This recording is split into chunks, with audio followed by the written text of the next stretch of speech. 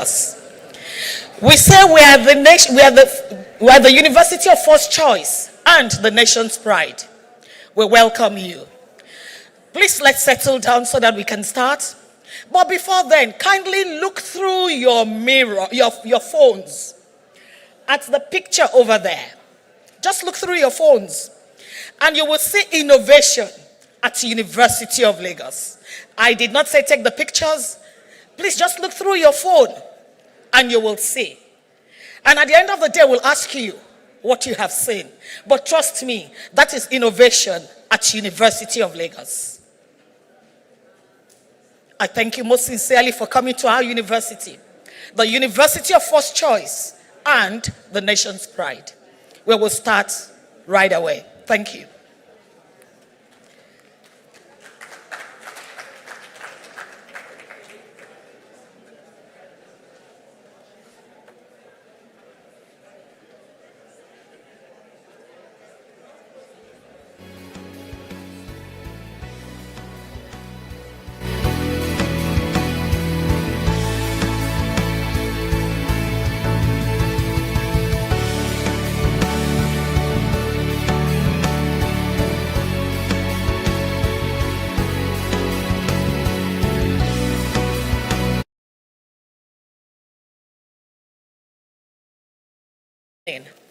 Professor Barnabas Nawangwa, Board Chair, ARUA. A round of applause for him, please. Please come up.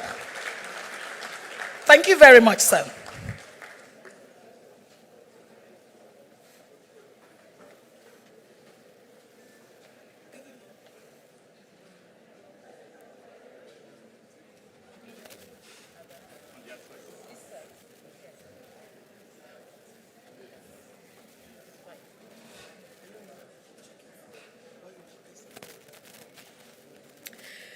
The chair of the LOC, Professor Grace Otiwa. Please come up, ma'am. A round of applause for her.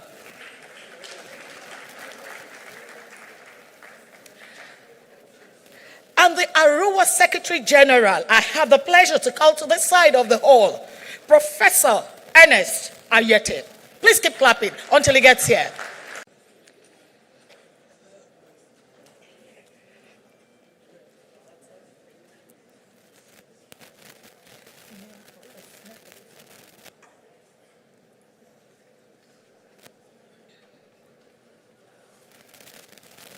Thank you very much, ma'am. The Vice Chancellor, Makerere University and Board Chair, ARUA, Professor Barnabas Nawangwe. Oh, he's already here. Please give him another round of applause, please. The Honorable Minister of Education, Nigeria. Okay. Director, School Oriental and African Studies, London, Professor Adam Abi. A round of applause for him, please. Distinguished ladies and gentlemen, at this point, I'll hand over to Professor Ernest Ayete. A round of applause for him, please.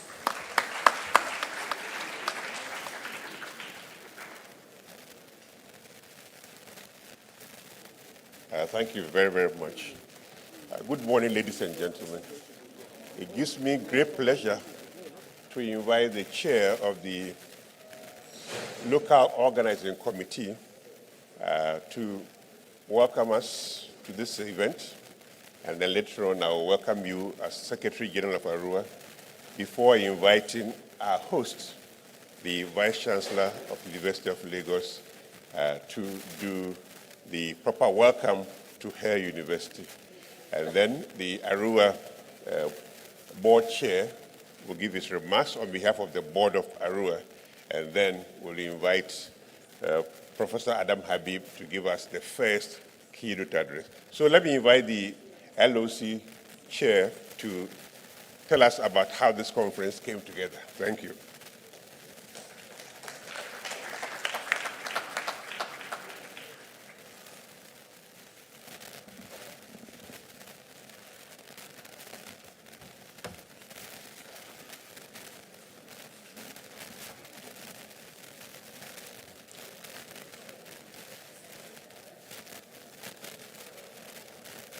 the board chair of ARUA, Professor Barnabas Nawenge,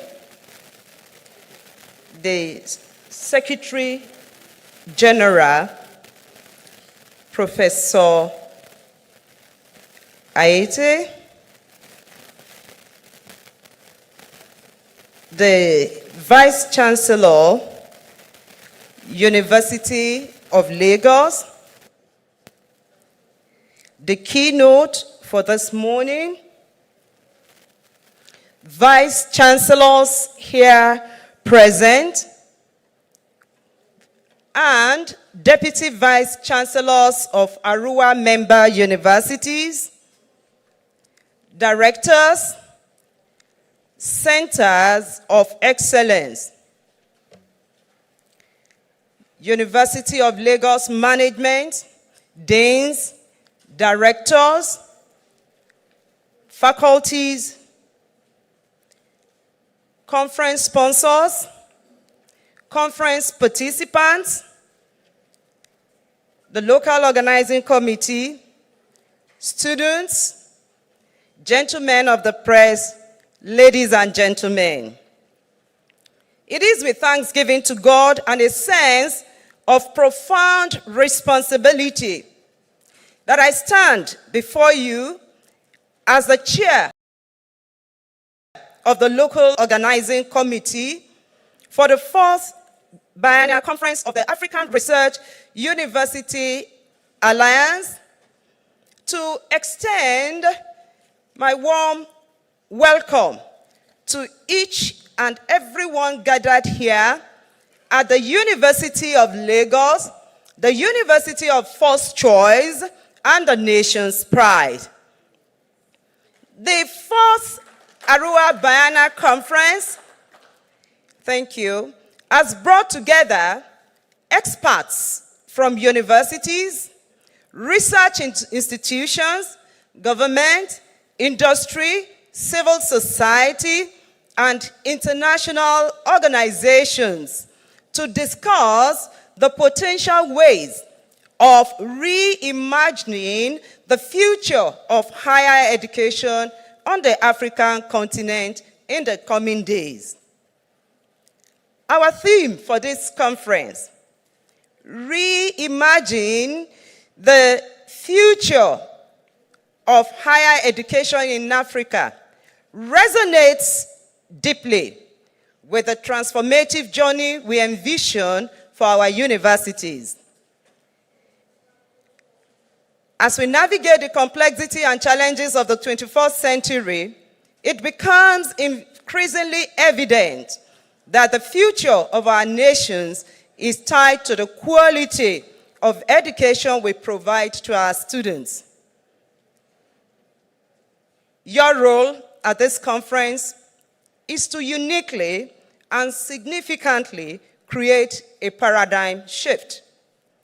Secondly, the 4th ARUA conference will serve as a vital platform for us to engage in meaningful discussions, share groundbreaking research, and collaboratively explore innovative solutions that will shape the trajectory of higher education in Africa.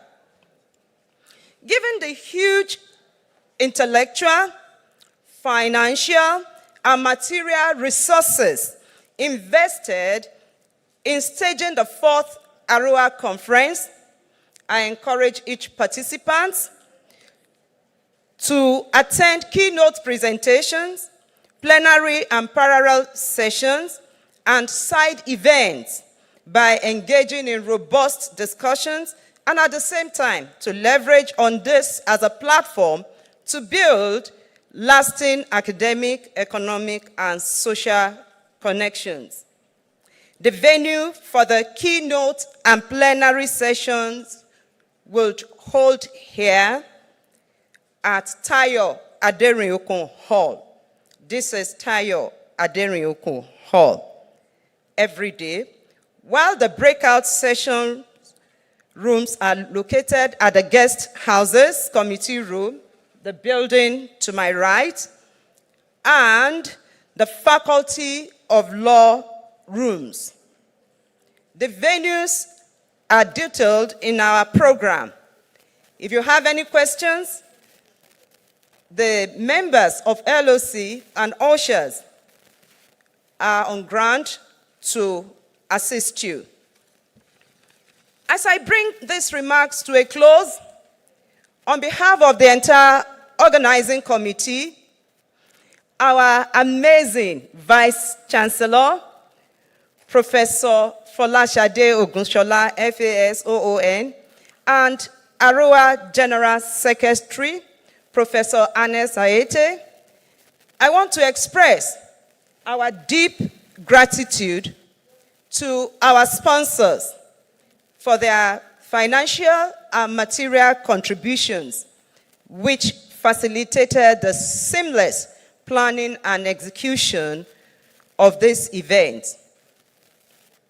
Your support goes beyond mere contributions, but represents a shared vision for the growth and development of Africa continent. Once again, I say thank you.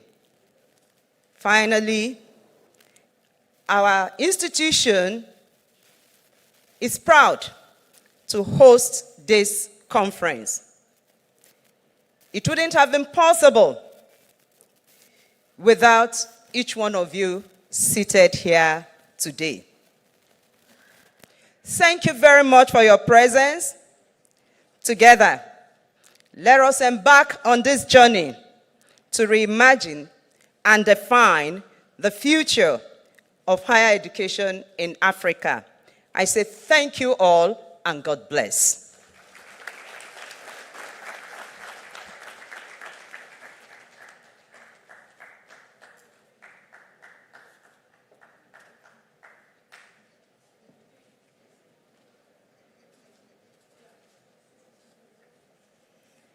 Distinguished ladies and gentlemen, thank you very much, Professor Grace Otinwa, Chair of the Local Organizing Committee.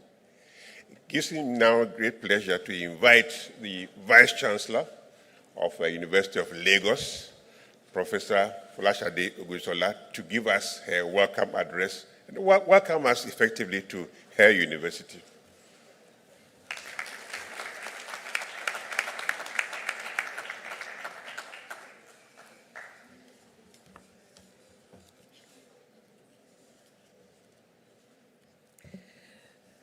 The chairman of the ARUA board and vice chancellor of Makerere University, Professor Barnabas Nwagwe, the ARUA secretary general, Professor Ernest Aete.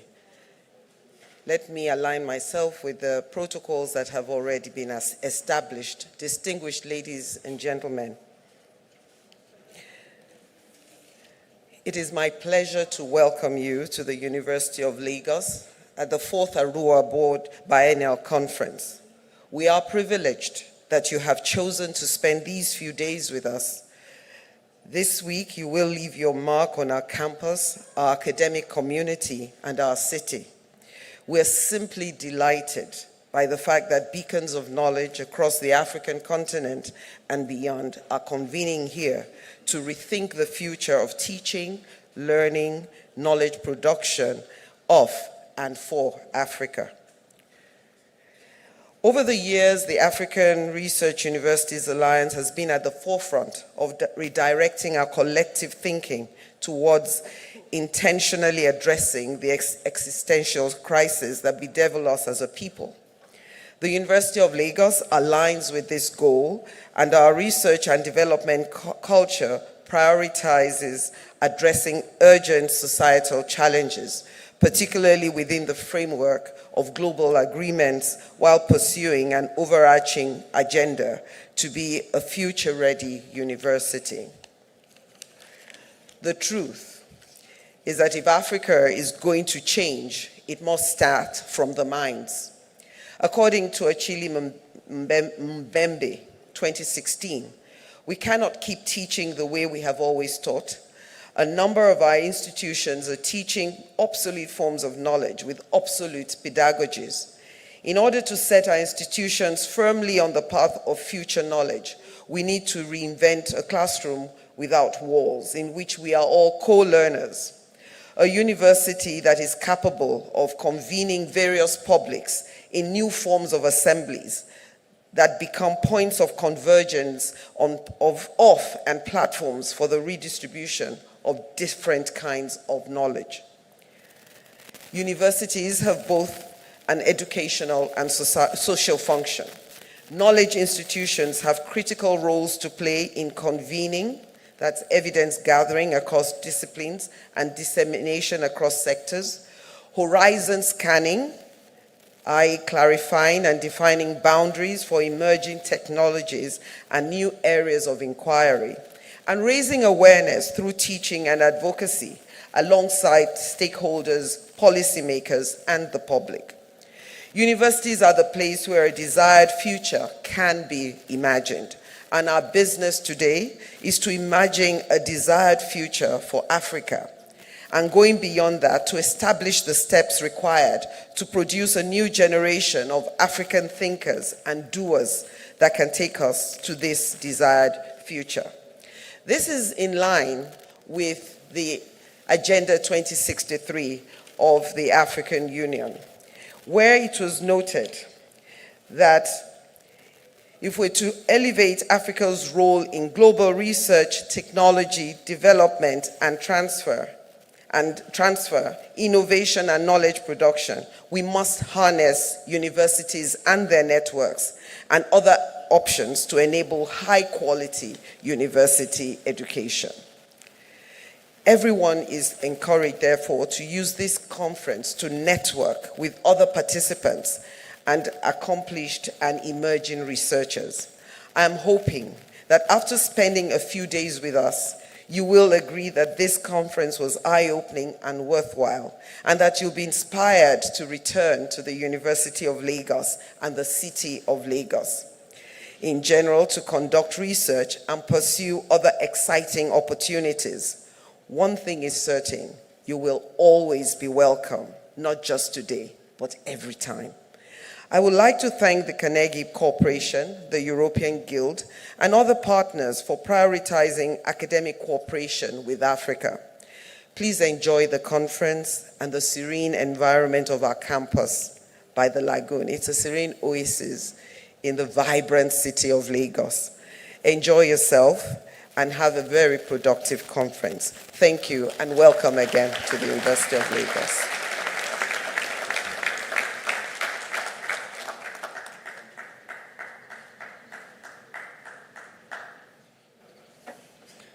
Thank you very, very much, Madam Vice Chancellor. I don't think we could have asked for a much more heartwarming welcome to this beautiful campus. Thank you very, very much. It's now my pleasure to invite the chair of the ARUA board to tell us whatever he wants to tell us, but focusing more on why the board agreed for us to host the conference here and on this particular theme.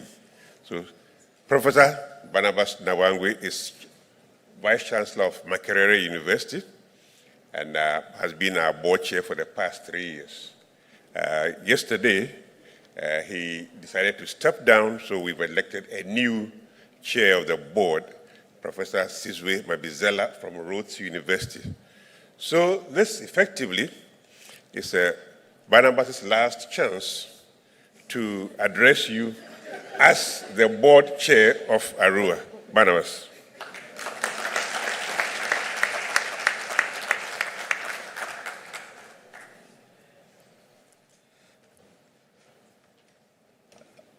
Our host, the Vice Chancellor of the University of Lagos, Professor Folasade Ogonsula,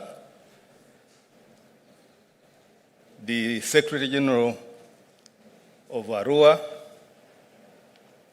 who says I should speak for the last time, our keynote speaker, Professor Adam Habib, the chair organizing committee, my colleagues, the vice chancellors, all of you researchers and scholars, our distinguished guests and the collaborators, students, ladies and gentlemen. I want to begin by thanking the Vice Chancellor of the University of Lagos for making all the necessary arrangements to make our stay in this vibrant city of Lagos pleasant. Thank you very much. Indeed, I'm delighted to be back in Lagos after 30 years, exactly 30 years, because I was here last in 1993. And I think a lot has changed. What hasn't changed is the speed of driving.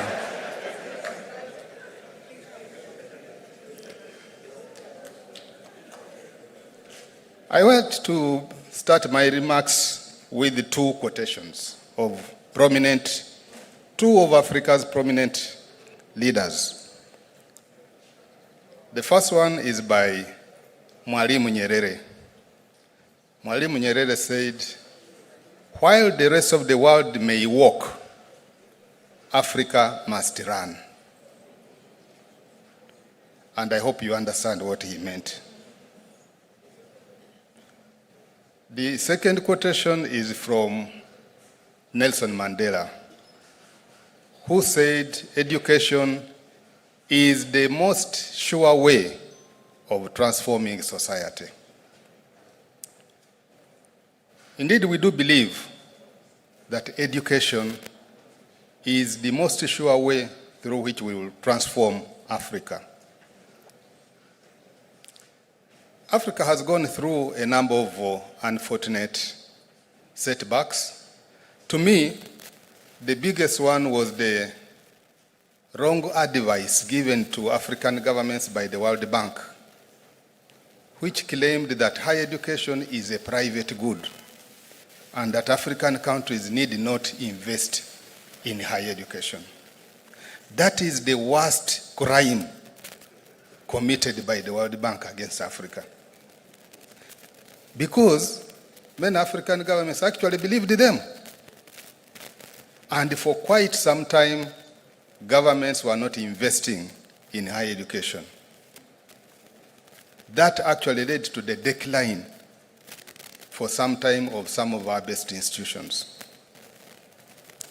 The World Bank has since repented and tried to make amends and encouraging governments now to invest in higher education. But I have not forgiven them.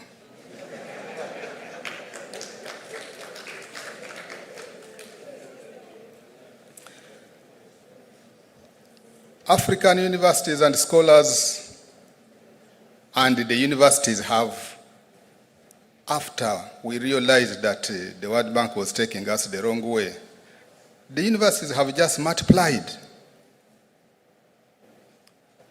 From about 200 universities, we have now more than 2,500 in just 2 decades, and the number is increasing. But that is still much smaller than the number of universities in China, which has the same population as Africa. The World Bank again recently committed another crime and said if Africa wants to move out of poverty, Africa must produce 100,000 PhDs in the next 10 years.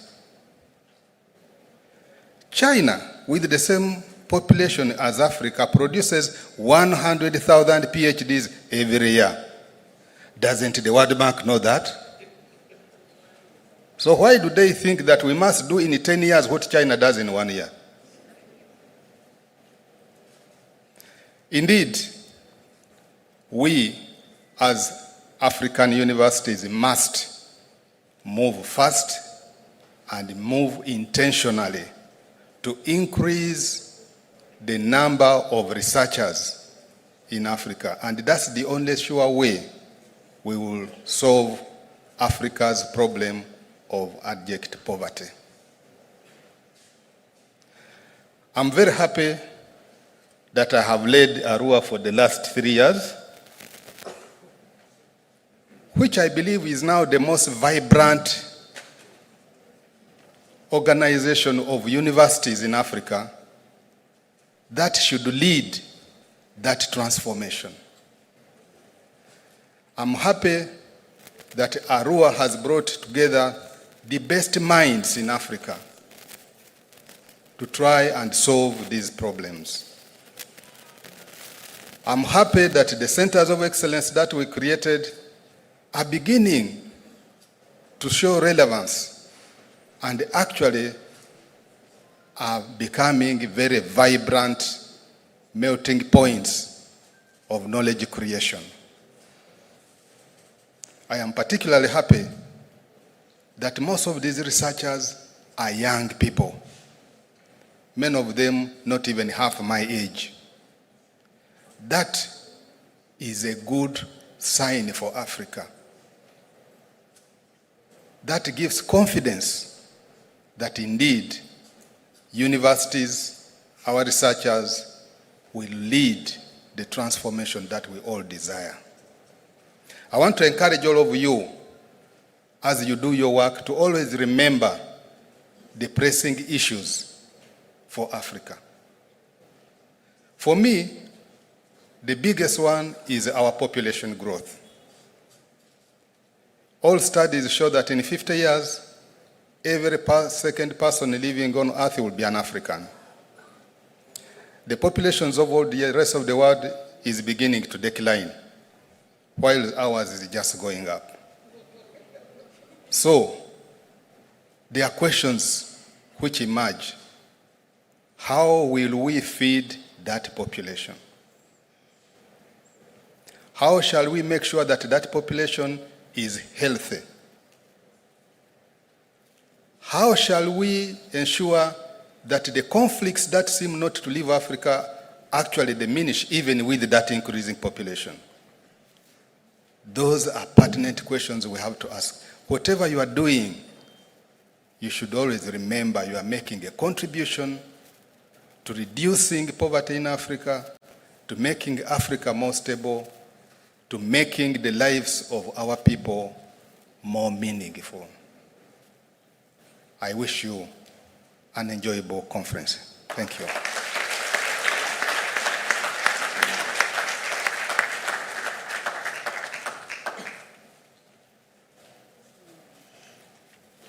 Thank you very, very much, Professor Nawangwe, for your very insightful remarks.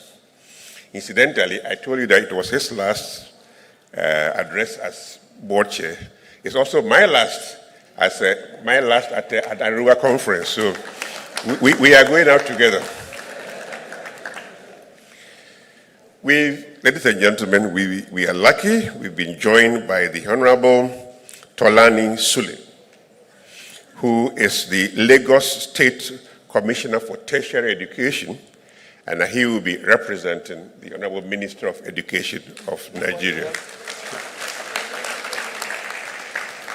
Sir, over to you. Your address.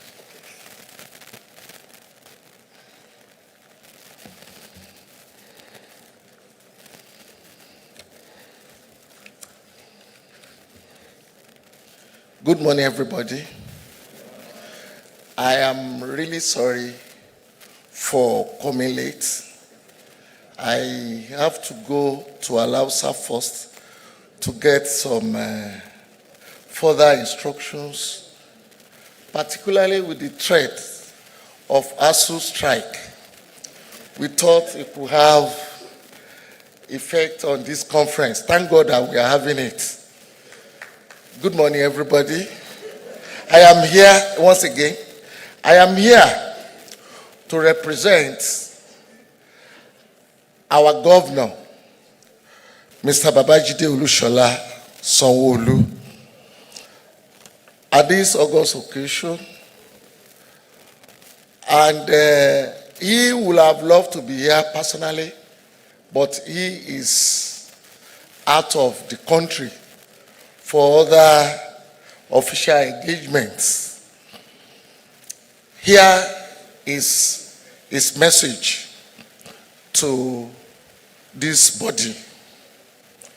I recognize both the outgoing and incoming officers of ARUA and the entire participants here. I am delighted to join erudite scholars, experts from universities, research institutions, government, industry, civil society, international organizations, and other notable personalities at this epoch event holding for the first time in Lagos, Nigeria. It is my pleasure to welcome you to this Center of Excellence and States of Aquatic Splendor.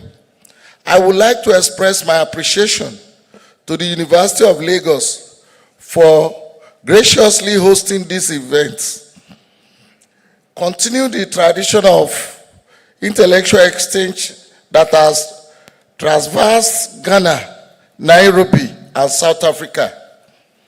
The theme of this conference, Reimagining the Future of Higher Education in Africa, resonates deeply with the goal of my administration to solve pressing challenges faced by indigenes of the state in pursuing tertiary education.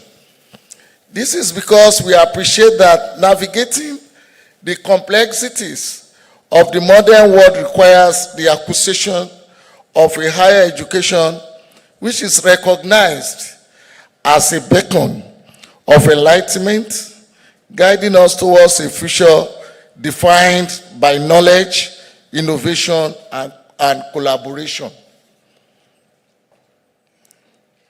African Research Universities Alliance has been at the forefront of driving change and innovation in higher education across Africa. Through collaborative efforts, research and knowledge sharing, African Research Universities has paved the way for transformative advancement in our educational landscape. The journey of the African Research Universities Alliance has been a testament to the power of unity in advancing education and research on the continent.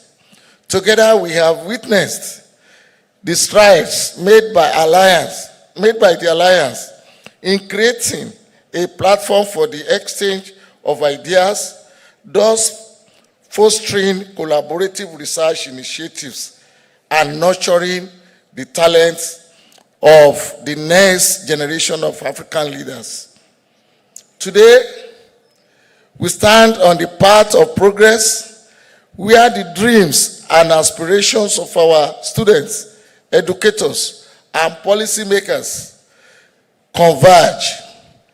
It is a moment of immense opportunity where we have the power to create lasting impact and shape the destiny of our continent.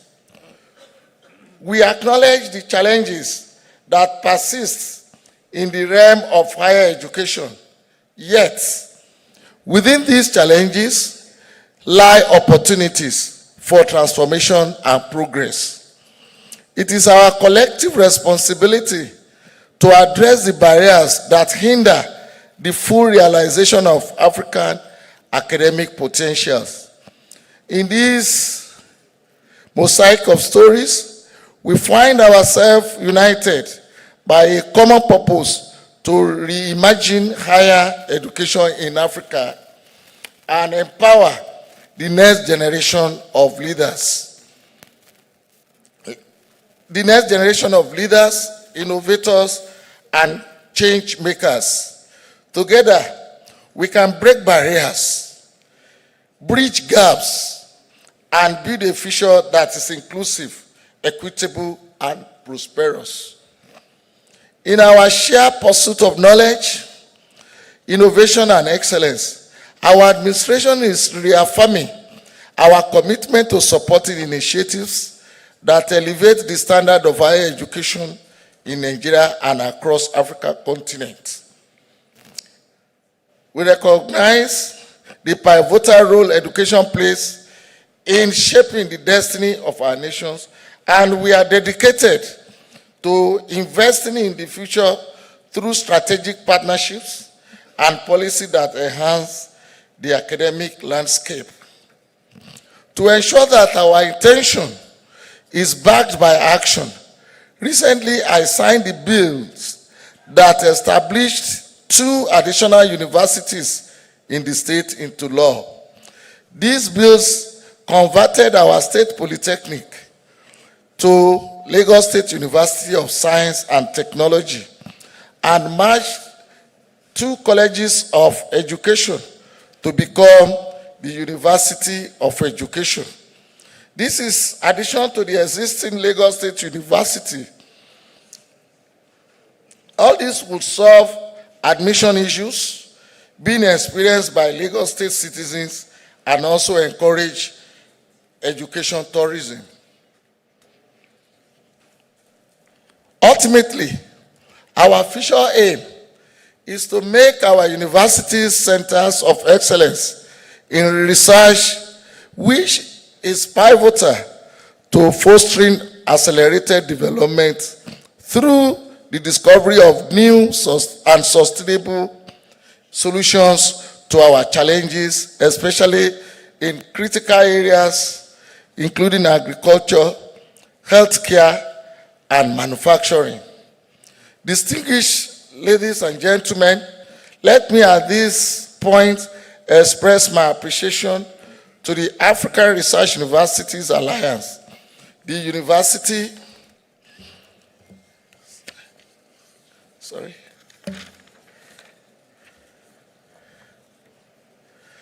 that the universities that shared,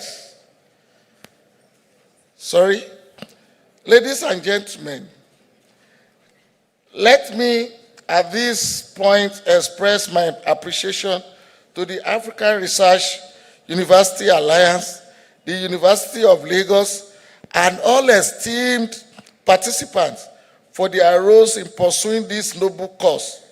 I enjoin each one of you to collectively engage in the discussions and collaborations that will unfold over the course of this conference.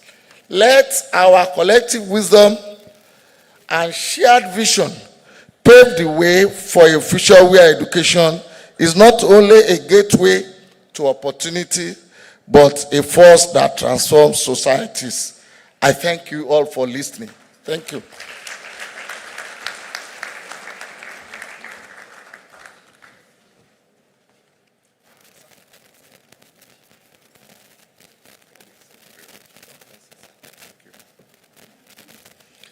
Thank you very, very much, Honorable.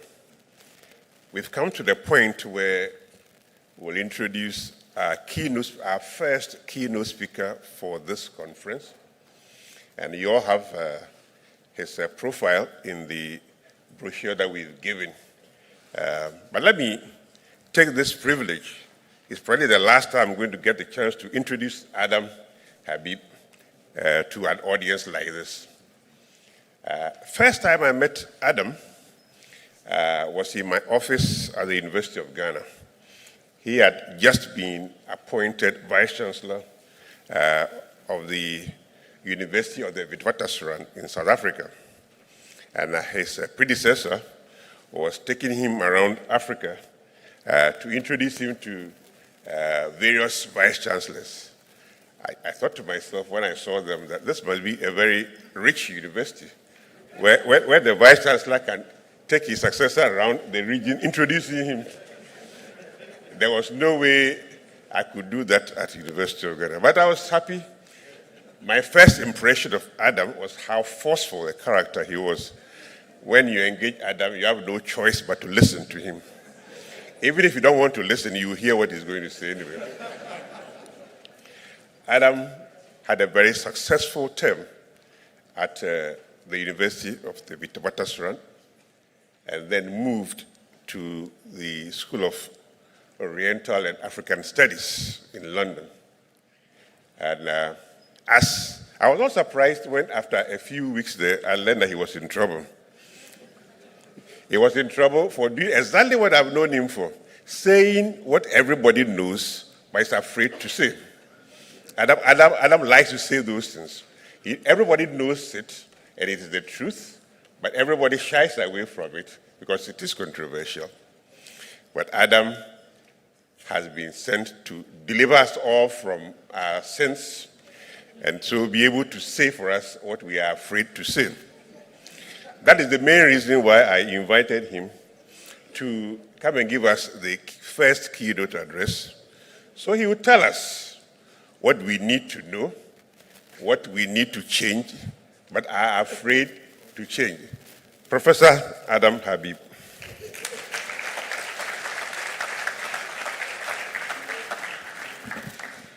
So, colleagues, friends, I don't know whether that's a lovely introduction, but it is a delightful one.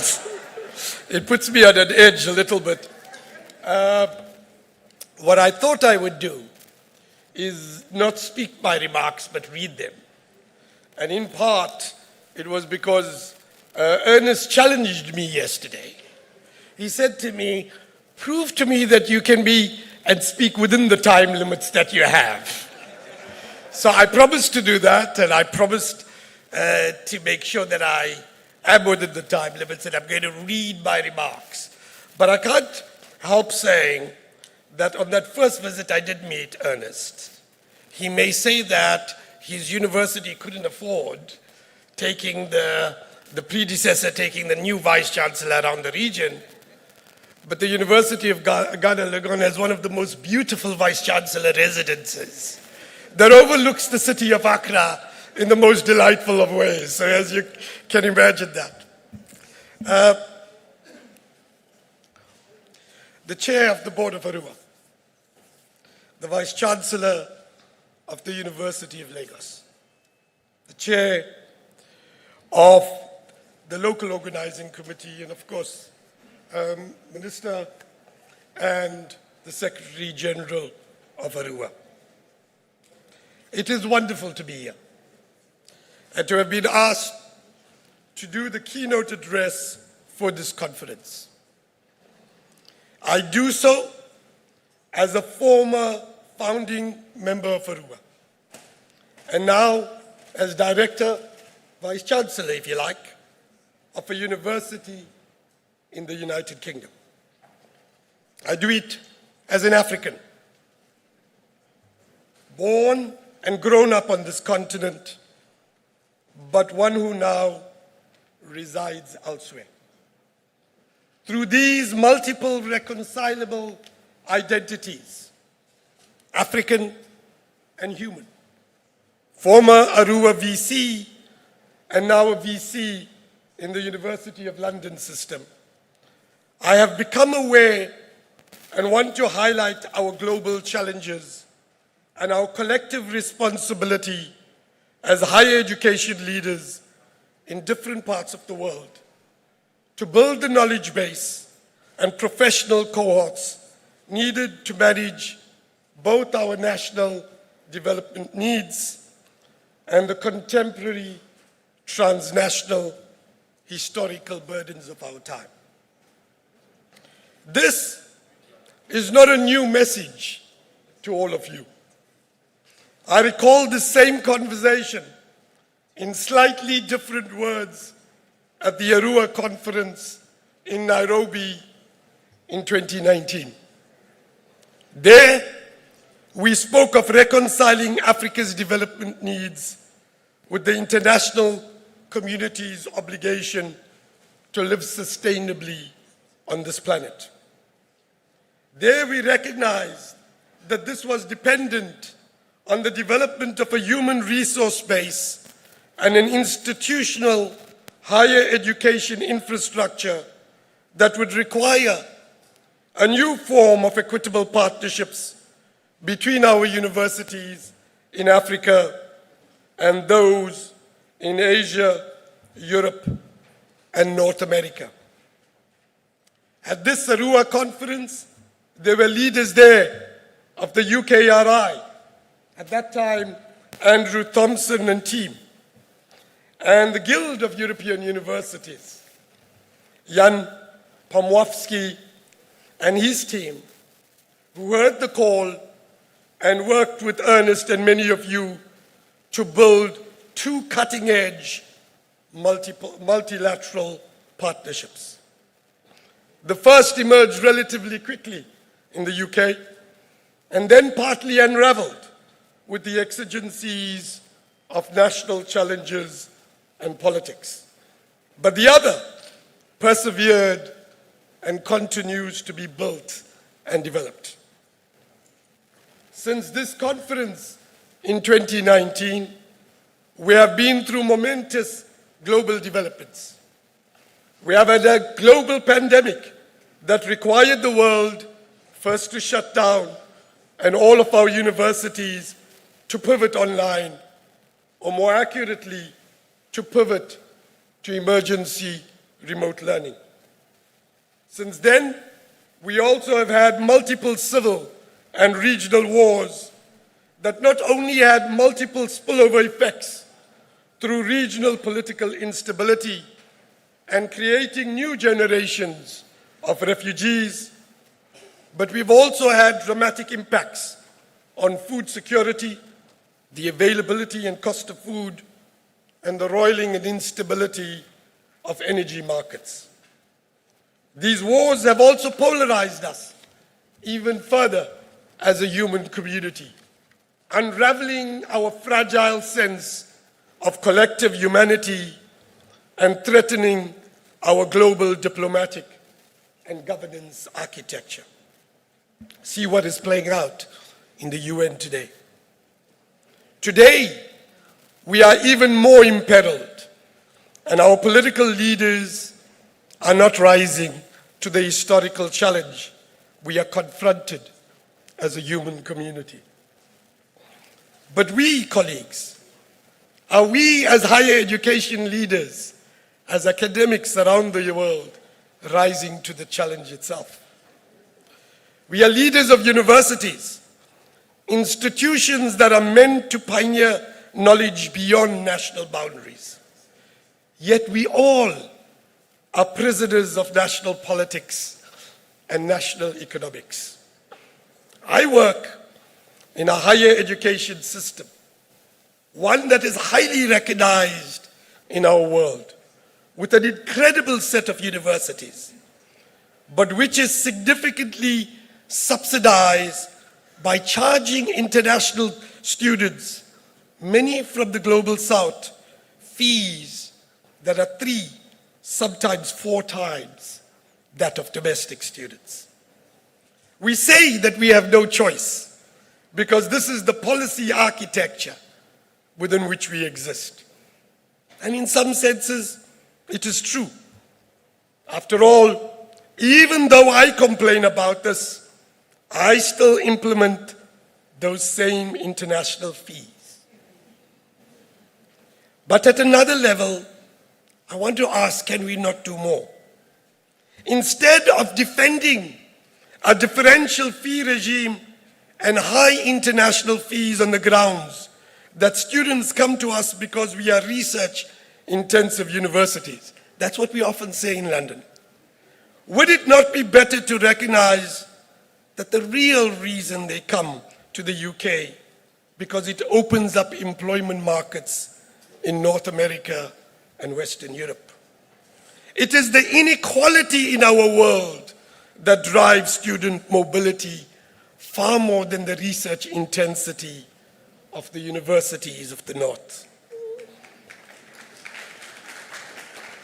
And should we as leaders of higher education not be advocating against this business model of university and this political economy of higher education because of the negative consequences it has for the institutional architecture of the global academy?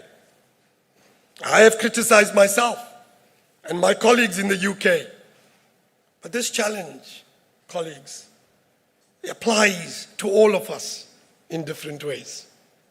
Our system of higher education in the UK and the parochial dynamics it breeds is no different from the one in Australia or Canada or the US and frankly, even some parts of Western Europe. And frankly, the same challenges that confront many higher education leaders on the continent. Again, let me use the example of my own country, South Africa. How different are the relations of the universities of the Anglo-Saxon world with those in the global South from that of South African universities with their peers in the rest of the continent? How different is it?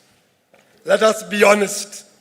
All of us are imprisoned by national politics and the political economy in which our institutions are embedded.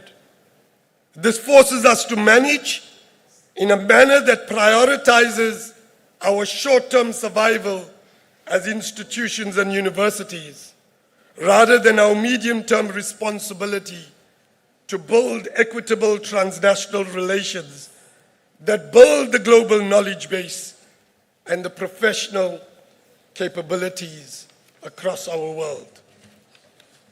Colleagues, things are not as bleak as I make them out to be. There are a number of initiatives underway in which some of us are trying to act in ways against the grain. The University of Witwatersrand and SOAS have just launched a doctoral degree with a new business model and a cost structure of £3,800 with no international fee. People say it can't be done. There are ways to do it. We have a number of other such transnational teaching partnerships currently being explored. The University of Pretoria and King's College have launched another teaching partnership on a different business model, but on a similar equitable basis. Evelyn Welch at Bristol University would speak of a few of their partnerships with African institutions later on, as can the universities of Edinburgh and Glasgow in the UK. It is also worth noting that ARUA and the Guild of European Universities are pioneering a wide range of doctoral and research partnerships. And ARUA itself has several other Pan-African research and teaching partnerships among all of you. We are in a far better place than we were, colleagues, 5 years ago. But I fear that these initiatives are still at the margins of our normal operations. And we are proceeding at a pace that is too slow for the challenges that we confront. This is why I underscore the challenge so starkly.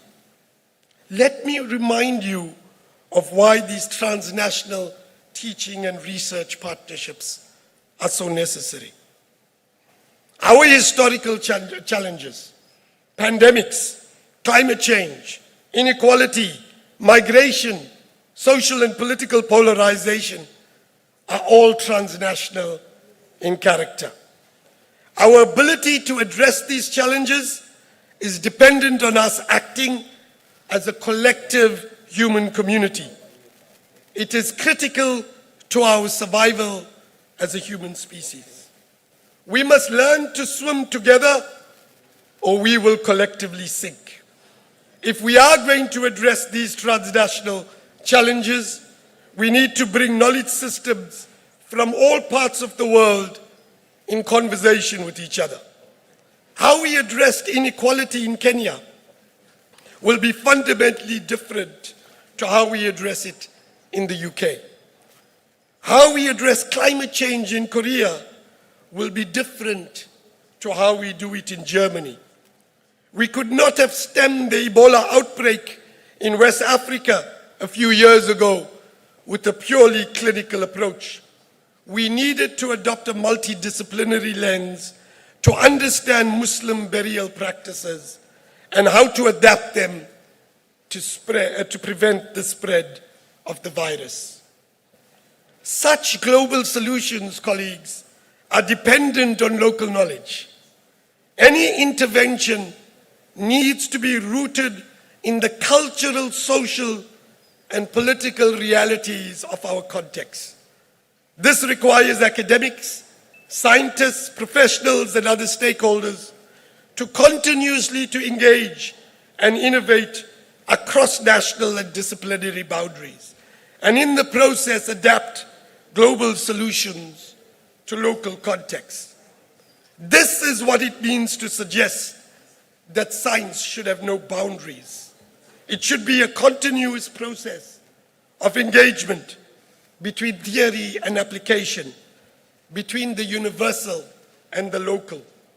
This is the point that was powerfully made by Professor Tanya Douglas, the former chair of biomedical engineering and innovation at the University of Cape Town, who insisted on the centrality of context in the design of scientific technologies.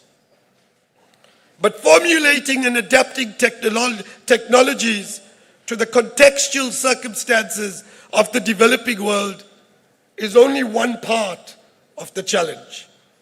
The other is establishing the institutional infrastructure and developing the human resource capabilities to enable this to happen. We need more inventors, scientists, technologists, social actors, academics, and students.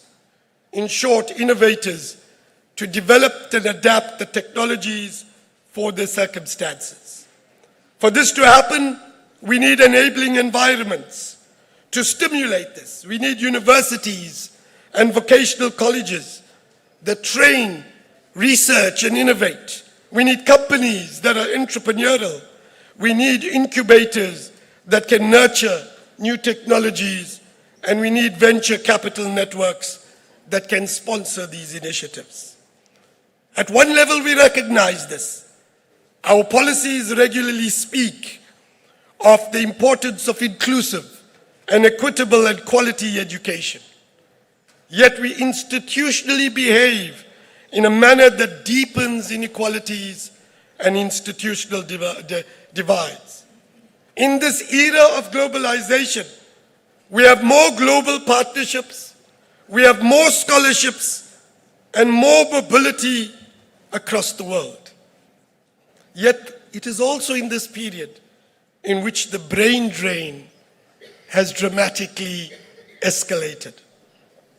This is because a number of countries in the global north are explicitly recruiting international students from the global south, charging them a premium fee and subsidizing the costs of their higher education system domestically.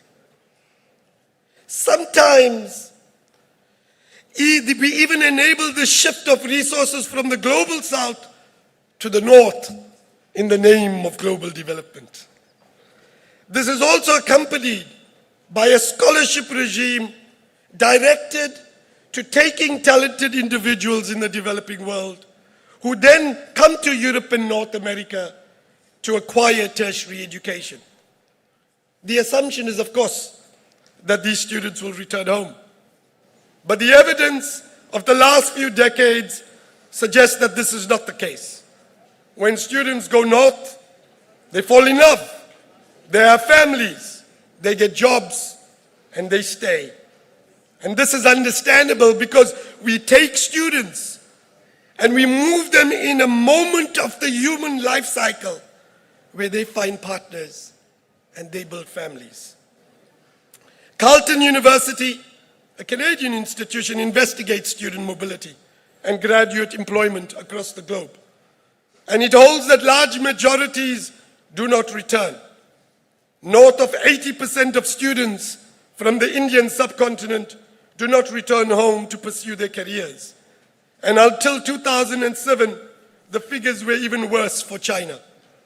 This negative trend was only reversed in China after 2007, when its government dramatically increased investment in higher education and research. The research on the African student mobility is far more tentative, given the paucity of national statistics. But at a conference of the diaspora which I attended at the African Union in Addis Ababa in 2019, it was suggested that 80% of our students do not return to the continent. The notable exception in Africa and Asia is Singapore, colleagues. In all other cases, student mobility trends works to the disadvantage of the countries of the global south. The corollary of this in the developing world is that institutions, universities included, are weakened. Human resource capacities are weakening or are not being developed, and inclusive development is being compromised. Of course, some of us speak of brain circulation rather than brain drain. But the importance of remittances to the, I'd speak of the importance of remittances to the developing world. But if we are honest, truly honest, we would recognize that these are weak counter trends that do not fundamentally change the negative institutional and structural dynamics that accompany the brain drain and compromise inclusive development in Africa and the global south. I want to hasten to argue that I'm not advocating for some autarkic retreat into nationalism, nationhood, or ethnicity. I do not believe it is possible, because I am of the view that the human spirit has simultaneously an impulse to wander and explore, globalize if you like, and identify and familiarize, localize if you need to describe the term.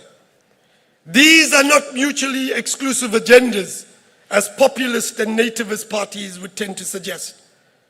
Instead, they can be complementary elements of a human existence. Every one of us have families and communities whom we identify with and love.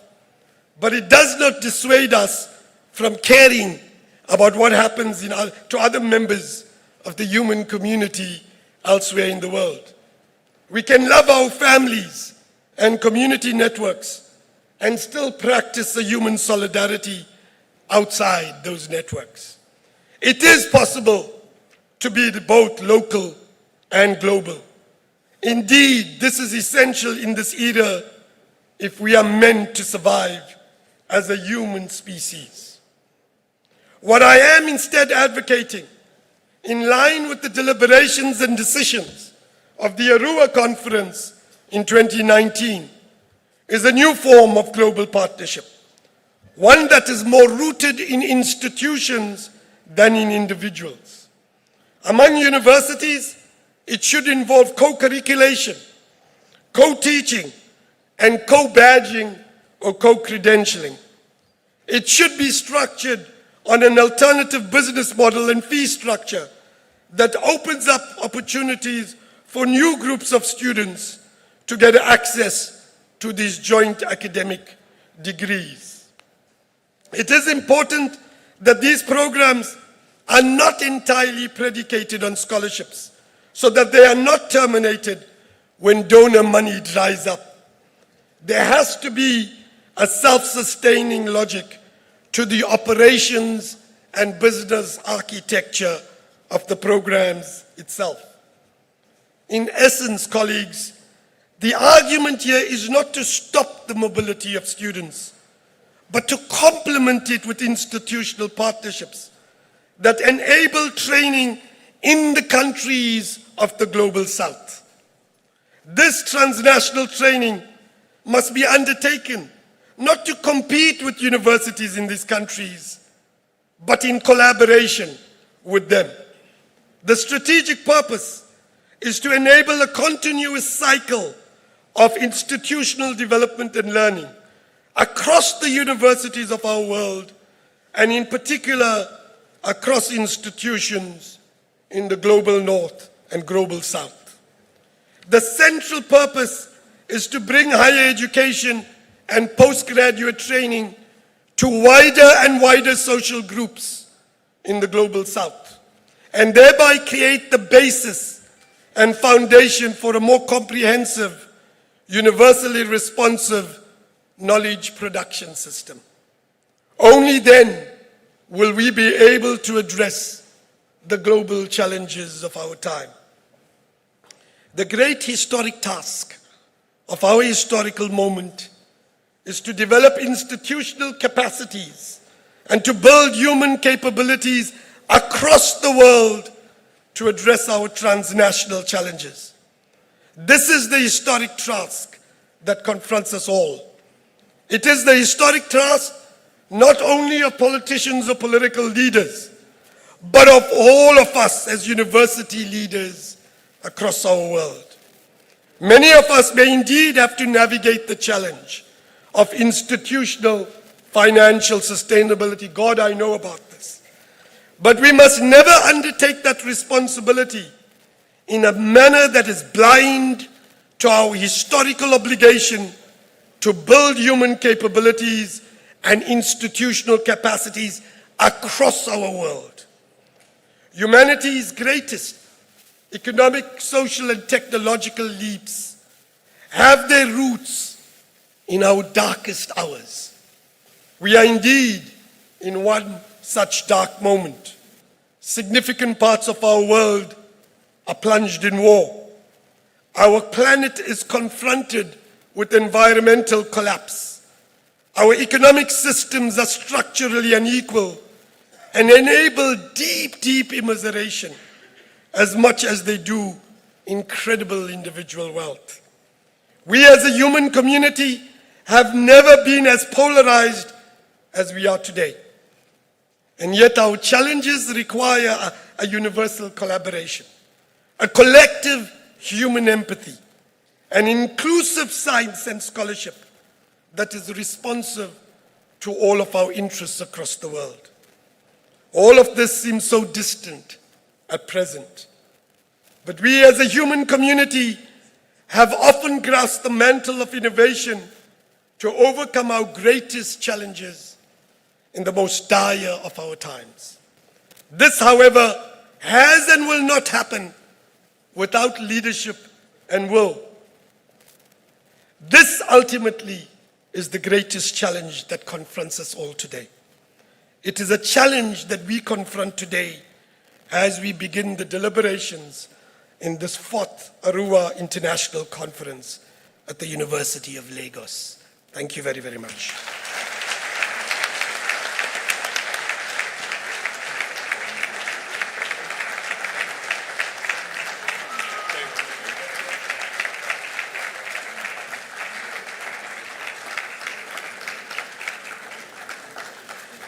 Thank you very, very much, Professor Adam Habib, Director of the School of Oriental and African Studies.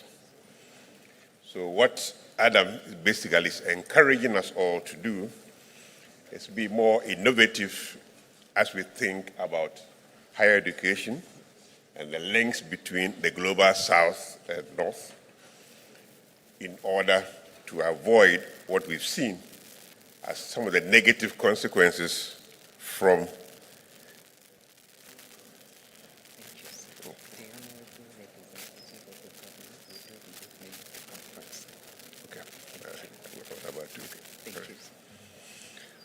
Thank you very much, Adam. What I forgot to say in my introduction of Adam was the fact that he and Max Price were the great initiators of ARUA. If there's ARUA today,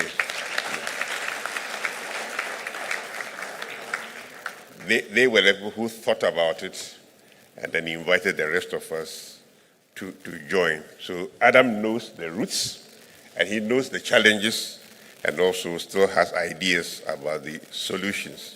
So thank you very, very much. We are about to break for tea, but let me invite the Honorable Representative of the State Commissioner for Tertiary Education, Honorable Tolani Sule, to formally declare the conference open before we break for tea. Thank you. Once again, on behalf of Mr. Governor, Mr. Olushola Babajide Sanwo-Olu, I welcome all of you to Lagos, Nigeria, and I wish you a beautiful stay, robust academic discussions and collaborations.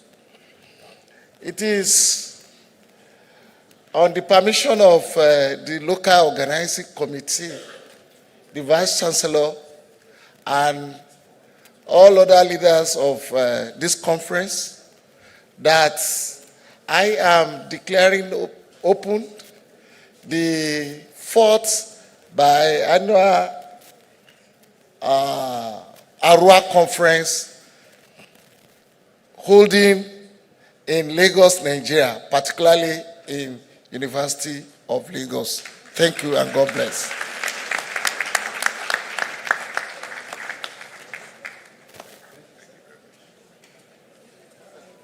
So, ladies and gentlemen, we now take a 20-minute break.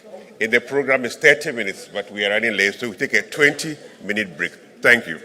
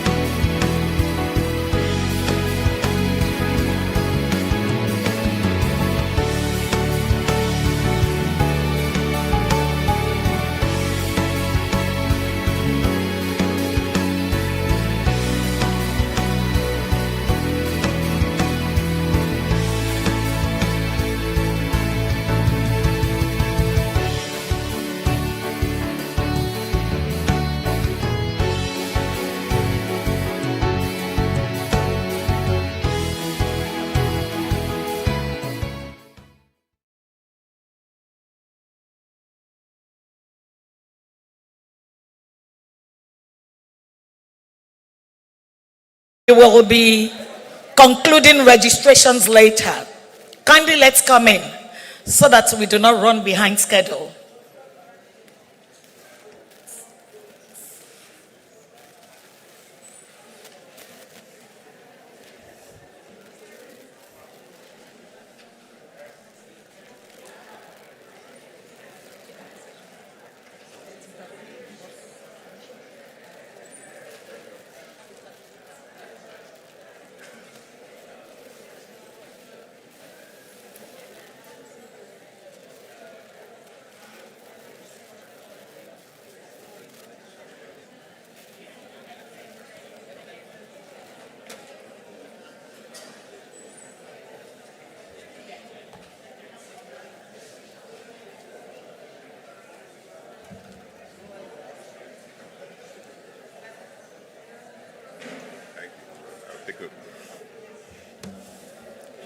Welcome back, ladies and gentlemen.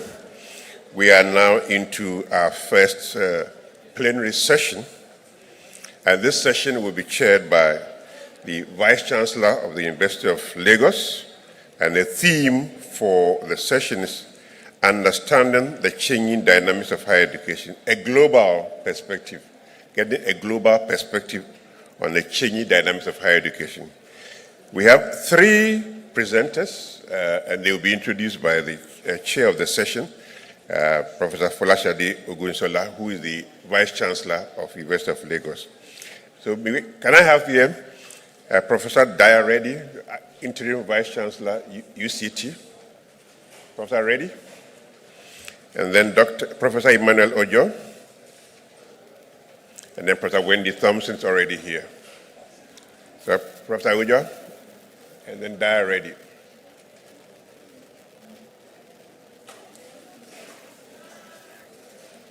So let me turn it over to you now, Madam Chair.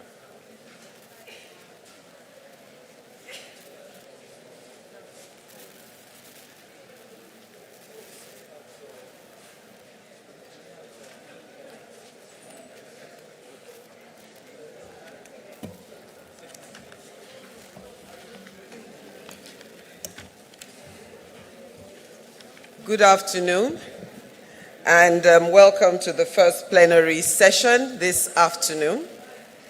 It's always tough starting just after tea break or lunch, but we will go ahead. The theme this afternoon is Understanding the Changing Dynamics of Higher Education, a Global Perspective.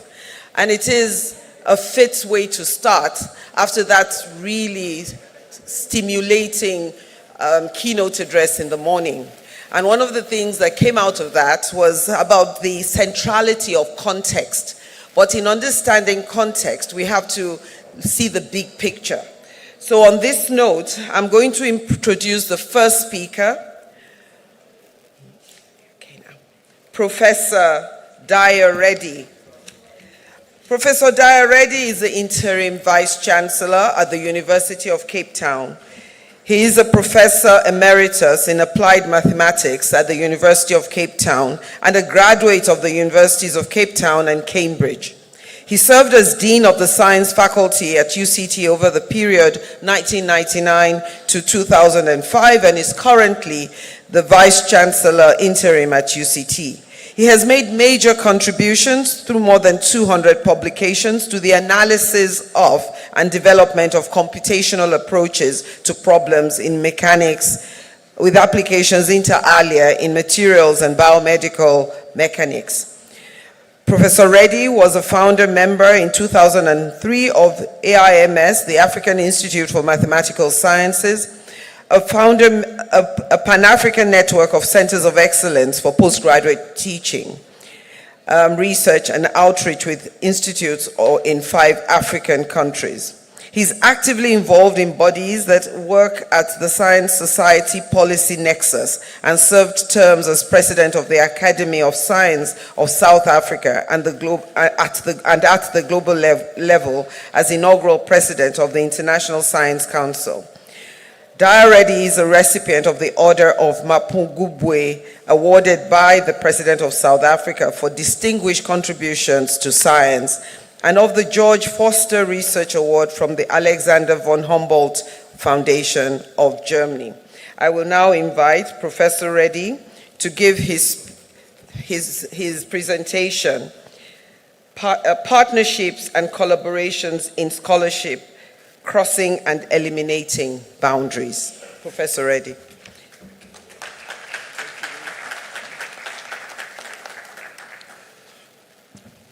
Thank you very much, Madam Chair, and my thanks to the organizers for inviting me to speak. I really appreciate the opportunity very much, and thank you also to our hosts, University of Lagos, for all the really excellent arrangements. Okay, I wonder, do I have a remote device? Oh,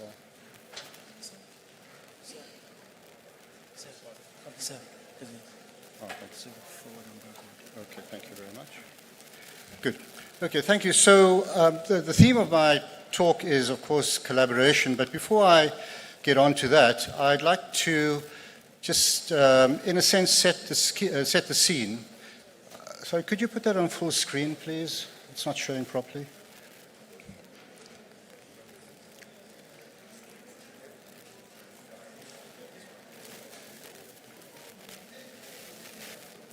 So I'd like to just say a few words first about the state of science and scholarship, more broadly speaking, in Africa. I've got some data here from the UNESCO Science Report published in 2021. The picture on the left-hand side, which I hope you'll shortly be able to see properly, but it does show most of the salient details. Gives an indication numerically of the number of researchers per million of population. So if you look at that table on the right-hand side, we'll see that Europe has over 3,300. The world average is 1,300 odd. Now, Sub-Saharan Africa, for Sub-Saharan Africa, the average is 124. South Africa has 518 researchers per million of population. So this, in a sense, summarizes in quite stark terms the situation, the status quo in Africa. The report is a few years old, but I don't think that anything has changed too much since then. With regard to the, in a sense, the orders of magnitude of difference in relation to, shall we say, research capacity in the developing world broadly, in Africa in particular, in relation to the global north. So okay, I've got the slide there.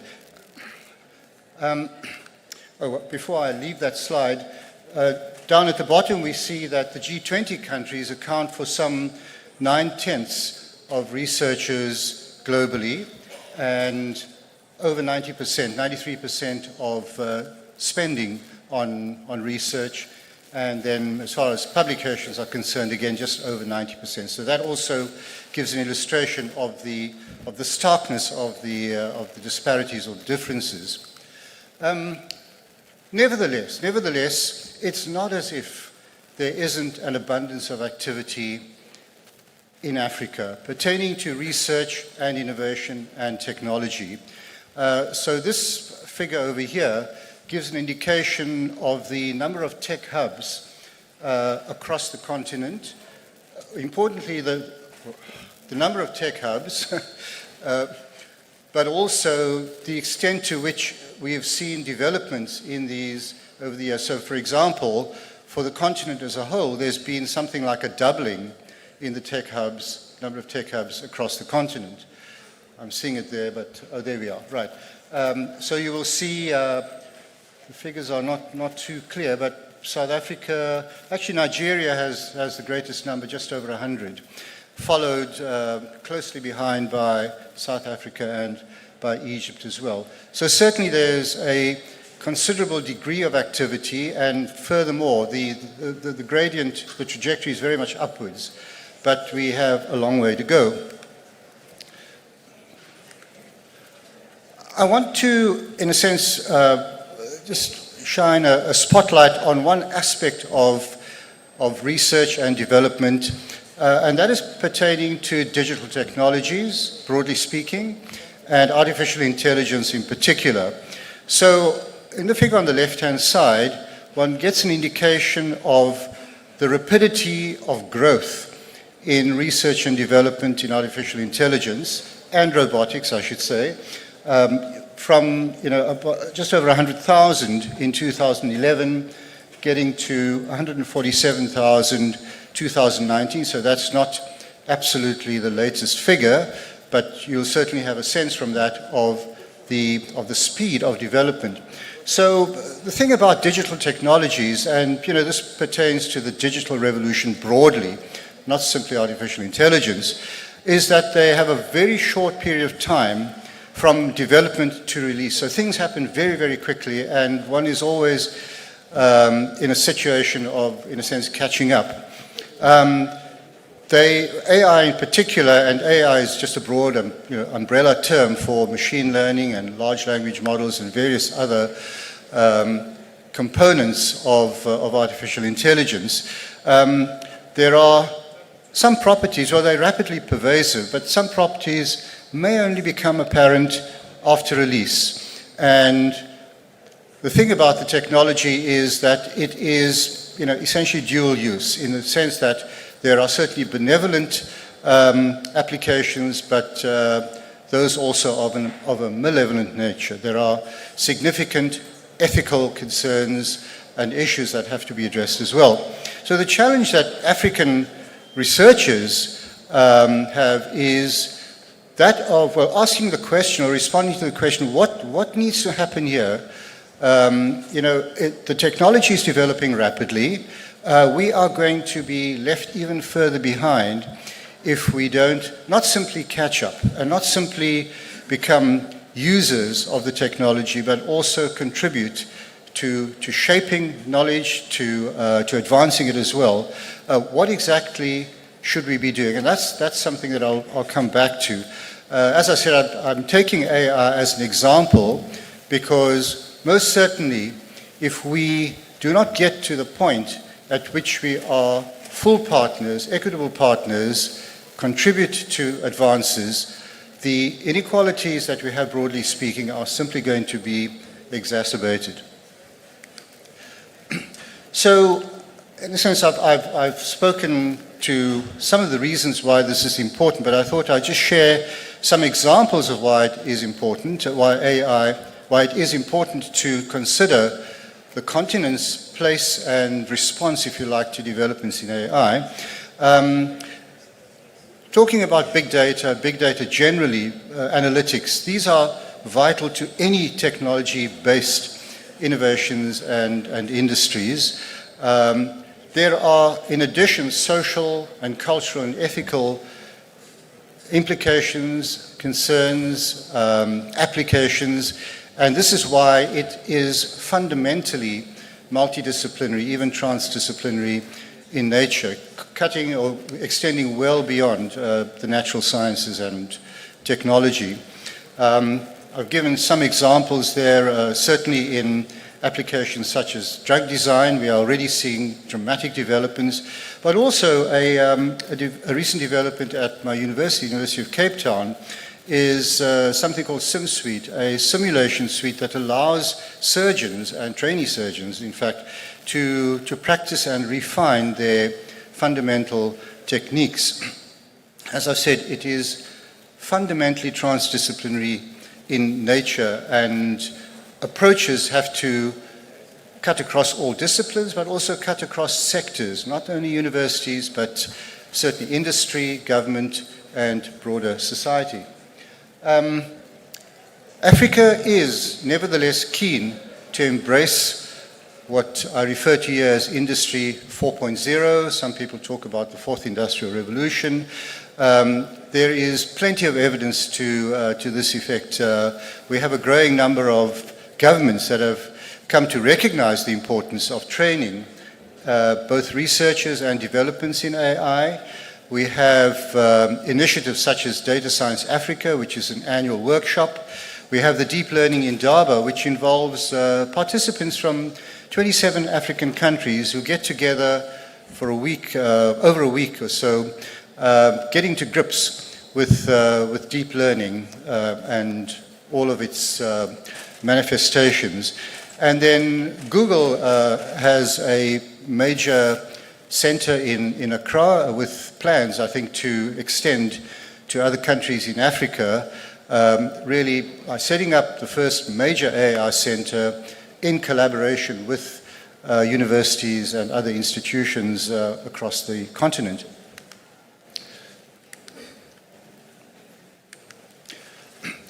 I want to come to collaboration now. I've said almost nothing about collaboration, and we talk about it all the time, and we convey the idea correctly. I think that it is important, but I think it's important also to pause and to think about why exactly it's important. So, placing myself in the position of an ordinary researcher, why should it be important to me? The thing is, one has to think about our lives and our work as scholars generally. How do we go about our work? We're part of communities.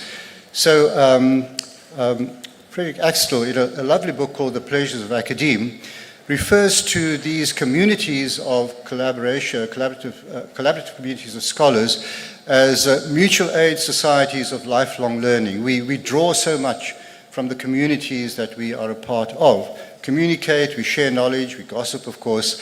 We engage in, of course, scholarly citizenship and carry out research.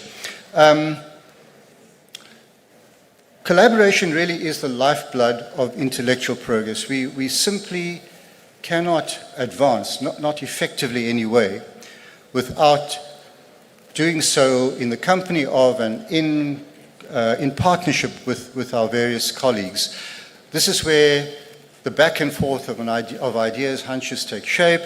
They grow from there. They start off as embryonic, and eventually they become worthy programs of investigation and ultimately additions to knowledge.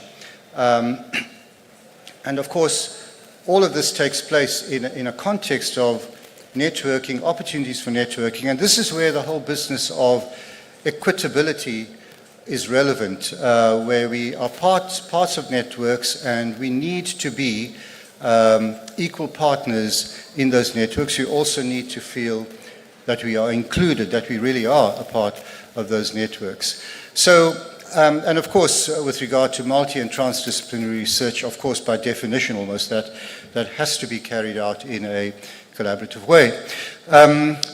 This can't happen just on its own, and I won't be able to say too much about it, but we need to give considerable attention to enablers, if you like, as to how we strengthen capacity, how we provide the funding. Like it or not, one needs money to carry out successful collaborative research. So I've just mentioned here the Science Granting Councils Initiative, which is a partnership of funding councils in Africa together with partners in Europe and in Canada as well, whose objective really is to increase capacity for proper research funding of ventures across the African continent.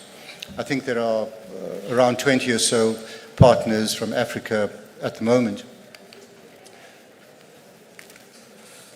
And this is just a brief note about, so where do we find the greatest degree of collaboration at the moment? The data is just slightly out of date, but in the geosciences of all areas, just over a third of publications are collaborative in nature, and that is the highest proportion of any area.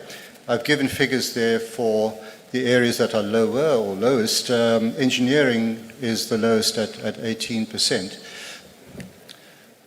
So let me go from these general remarks around transdisciplinarity to something of a more practical nature. And let me ask the question, so let's suppose that you are wanting to initiate research or research collaboration around the problem of plastics, all right? The problem of plastics in relation to pollution and worse. So one might approach this from the perspective of, perhaps a chemist or an engineer. But what this example hopes to show is that for a comprehensive approach, one really has to engage in this problem in a truly transdisciplinary way, going right across of course, the natural sciences and engineering, but including the social sciences. Some of the real problems pertaining to plastics have to do with nanoparticles, really, really tiny, which of course are easily ingested, found in the ocean, found in the atmosphere as well, with significant health risks and worse to the environment. There are certainly a number of social and economic and environmental impacts, as I've indicated. There are practices, behaviors, expectations, cultural influences that one has to take into account in any comprehensive effort aimed at addressing this particular problem. Consider, for example, marginalized groups, communities, homeless individuals and the poorest of the poor, whose livelihoods, whose survival, if you like, depends on their scrambling around for plastic waste in order to, secure funding, secure little bits of money, and of course with serious consequences for their health, impacts on their metabolic and neurological functions, given where they live and what they are engaged with on a day-to-day basis. So of course, as I indicated, we need an integrated approach, and really with that, a very careful consideration and understanding of not just the scientific or technological, but also the sociological, the anthropological, and the cultural dimensions of the whole problem. So this is just by way of giving an example of how exactly would one go about thinking about formulating, creating, setting up a research program in an area such as this.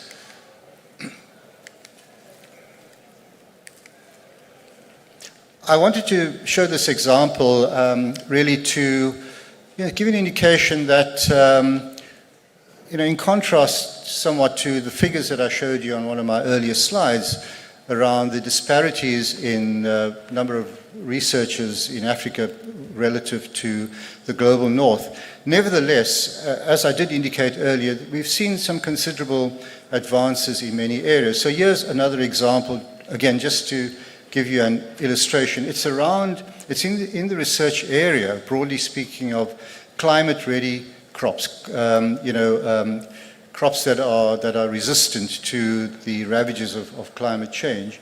Here we find 5 minutes? Okay. Low-income countries that are publishing much more. We have much stronger collaboration. I won't go through all the figures, but maybe the chart on the left-hand side will give you an idea. The blue part is low-income countries. It's around 11% of all research. If you go up to middle-income countries, it gets to 32%. So that shows some very strong growth in research activity in this particular area. I need to move on. So what is the situation regarding collaboration in Africa? Well, here I'm referring to a report by Elsevier Publishers and the World Bank, published in 2014, so it's not new, okay? And I don't think there's been a follow-up study.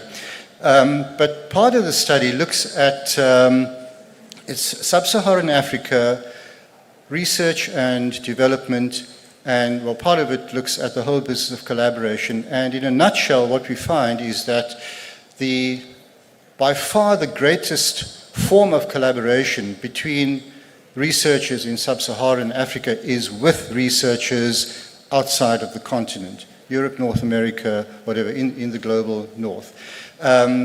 Furthermore, there is very little intra-African research collaboration. So, okay, this is just how the study was done. So these figures will give one a better idea of what I've just been saying. Extra-regional collaboration outside the continent runs between 42 to 79% as you go around the regions of Africa. Interregional runs from 0.2 to 2.9%, and the graph on the right-hand side, that is simply for the East African group in the study, shows you in quite stark terms the difference between the extent of international collaboration and intra-African collaboration. So what to do, and this is, I think it's almost my last slide. So the question is, well, what to do? There's a great deal that we are doing, ARUA in particular, but there is a great deal more to do. We have to work harder at promoting cross-disciplinary links, inter-transdisciplinary research, and we have to create the means in order to do that. It's not enough simply to talk about it and to indicate what we'd like to do, but we need the funding for it, we need the action or actions in order to make that happen. We need to strengthen capacity because a research group here is only in a position to collaborate with partners on the continent or outside if we have the capacity to do so, to be full partners, and not simply to be consumers. We certainly want to get beyond what people refer to as helicopter research. I want to say a word also about our academic programs and our curricula. A lot of what I'm talking about pertains to research, but what is our role? What are our responsibilities in universities with regard to our programs, our curricula, in other words, preparing our students for careers and activities that are in fact multidisciplinary and have to be multidisciplinary in nature in order to address major global challenges. And then I thought it was important for me to highlight the achievements of ARUA in this regard, which have been, I think, quite spectacular. The Centers of Excellence, pilot collaborative PhD program, and I think 20 or so now clusters of research excellence in collaboration with the League of European Research Universities, the Guild of European Research Universities. So we've got 250 researchers from 60 countries altogether across a number of areas. So this is spectacular, and I think it serves as a model for what can be done and what I hope will be done by other groupings as ARUA continues to build on this really excellent advance. I should mention also partnerships that have been mentioned by others this morning, for example, with universities like Bristol, University of London. So there is much engagement and much more that needs to be done. And then finally, we have to go from being observers, consumers, receivers, as I indicated earlier, to be equitable participants and shapers and owners. Somebody put it this way. They said, well, it's not enough to invite somebody to a party. You must ask them to dance. And somebody else added, well, you must also ask them to help you choose the music. So we have to be full participants. And with that, I thank you, and thank you very much.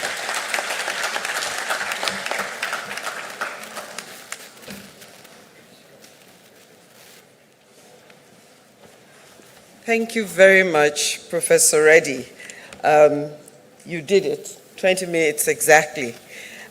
Just to give us a very quick overview of what Professor Reddy, he was talking to us about, give me a second.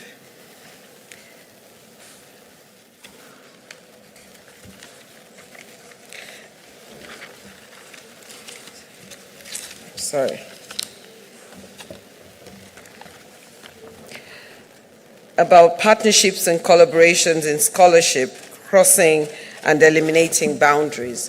And I think he ended on a very high note that we must move from observers, consumers, and receivers to equitable partners that are helping to shape that future.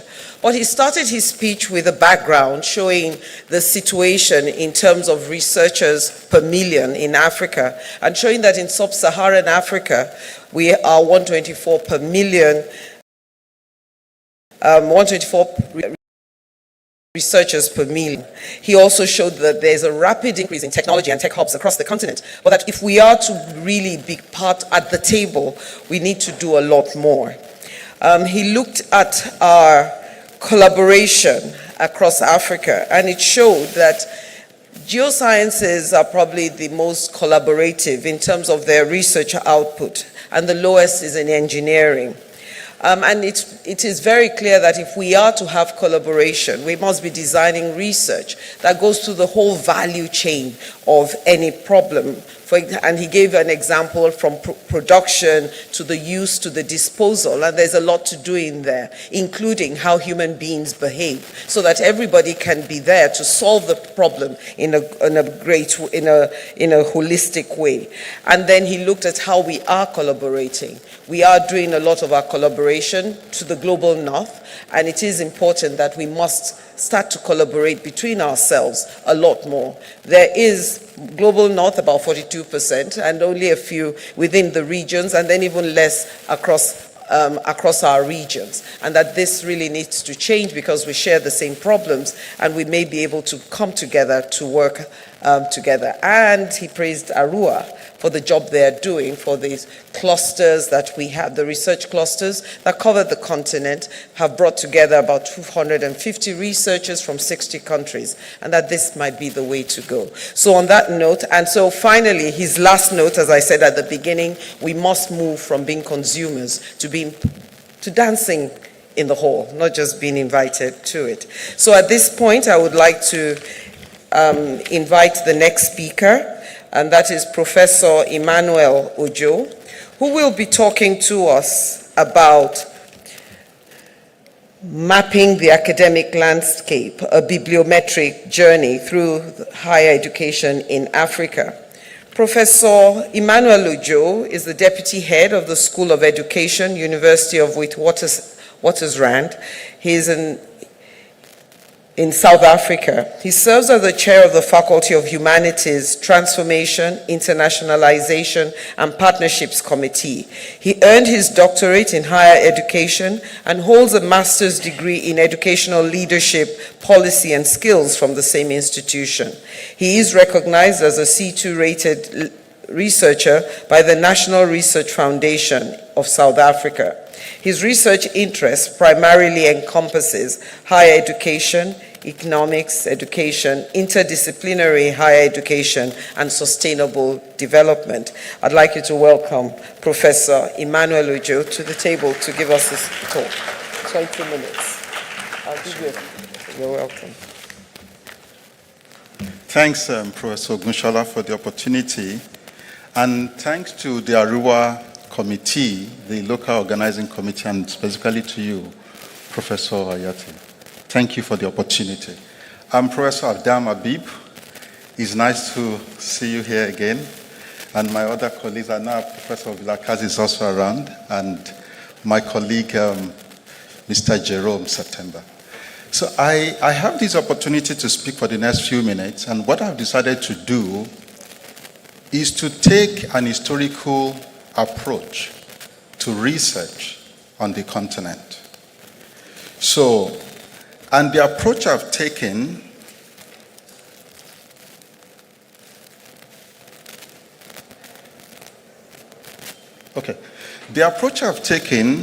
is to take a body of work, the body of scholarship over the past 33 years in Africa, specifically looking at the scholarship across the 54 countries on the continent. And through Scopus.com, which is the world's largest database of peer-reviewed researches, to find out precisely what is it that has been produced over the past 33 years. Because there's no way we can talk about the theme of the ARUA conference we are actually attending without at least understanding precisely what is out there. What is the body of knowledge that we've produced? On the basis of these, I want to focus on specifically three things. What exactly is the historical trend? What are the dominant voices? And specifically, what exactly is the kind of focus we should pay attention to going forward, especially as we go beyond the pandemic? So I won't say much about the SARS strategy, but what is most important about this SARS strategy is that I specifically limited the research of all these countries, and I will map out some of the collaborations, and I will be able to at least build on what Professor already has said, because what is interesting is that there is a lot of synergy. What I'll be giving you is the micro details in terms of what exactly is done, which is quite interesting. So, the 1990 to 2023 is precisely 33 years and 3 decades. And what is very interesting about this timeline is the different changes that has happened over that time period. And there is no way we can talk about the body of knowledge produced without emphasizing the socio-economic impact and the political influence in this time period. And in that particular time period specifically, you will realize that much of the research produced have been within the past decade, specifically from about 2004. This is quite significant, and it's quite significant in the sense that over time, research on higher education on the continent has actually grown. And this growth has shown that the highest publications, actually in terms of per decade, came in between 2010 and 2022. And I want to personally believe that because of the pandemic and the changing nature of higher education, especially because African universities had to respond immediately due to the pandemic, that also spurred the interest of researchers to actually work on higher education research. Even though there is a bit of a dip between 2020 and 2023, the truth is that there is still so much going on in terms of research on the continent, and we shouldn't actually get deceived with the dip that is shown, because it's still very early in this particular decade. Now, I want to speak to what exactly is the growth of the publication types in higher education in Africa. Now, if you look at this multicolored line graph, you will realize that the mainstay of our publications is actually coming through in terms of journal publication. And there is also showing a pattern of growth, and with peaks and troughs in terms of conference paper. But what exactly is very clear is that there are more publications coming out on the continent that are actually journal publications, even though other kinds of publication types are also growing. Now, why is this important? It's important because as Africans, we are not just publishing in pediatric journals, as is, believed most times. We're actually doing good work and publishing in peer-reviewed journals that global researchers are actually assessing and citing the kind of work we do, and there's a lot actually going on. And for this, I personally believe we should be really proud. And to be sincere with you, the kind of work that ARUA is doing is also enabling this kind of processes. Now, I want to look at, who are now the dominant voices in this field of higher education?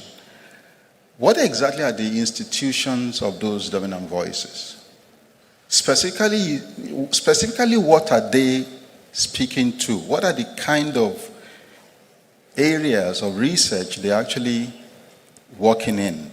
And that's exactly what I want to be able to show here. As you can see, and I'm glad that Professor Adam Habib is here, because as Vice Chancellor, I know the kind of work he did at a university over those 8 years.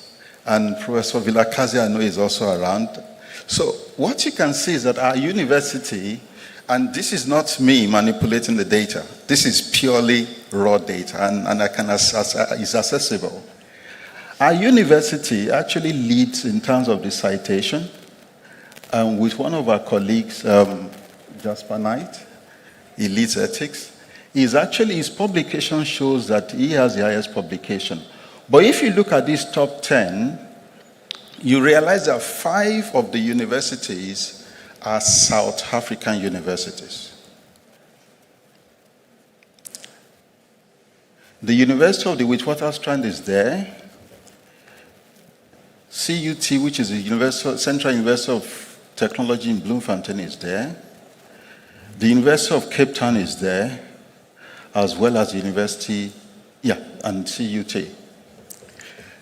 What is clear about this is that South Africa as a nation leads in terms of research in higher education on the continent. And I've only taken the first 10, and what I like about the data is that, and I will show this, there is a lot of patterns of collaboration building on Professor Reddy's presentation that is also happening. But what you will see there is the collective work shows collaborations between South Africa, United States, and Australia. And you see these are the 3 countries actually featuring in terms of the top authors in the field. I won't spend more time there.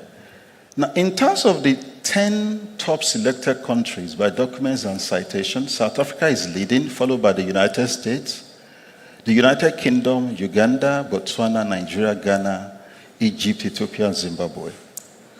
What I love about this particular data is the synergy you will see in West Africa, in Southern Africa, in East Africa, and of course there is an outlier in terms of Egypt in North Africa. So, the density visualization, as you can see, shows that South Africa actually contributes the highest to research in higher education on the continent. And you can increasingly see that there is notable collaborations actually happening between Ghana and Nigeria, and they have actually emerged as a very active node. And this is actually good. And what I can share with you is that the data is showing that there is quite a lot of synergy among the ARUA institutions. And this is something I personally believe I personally should highlight this because it shows that the kind of work ARUA is doing on the continent is really yielding value. Now, I want to quickly look at the research gaps. And in terms of the research gaps, I want to look at what exactly are the ideas, the topics, the emerging areas of research that will actually warrant future interventions. And I will do a bit of visualization to present this data in a way that is actually fun and easier to make sense of. So there are 5 clusters in terms of the keywords and phrases that academics are publishing on.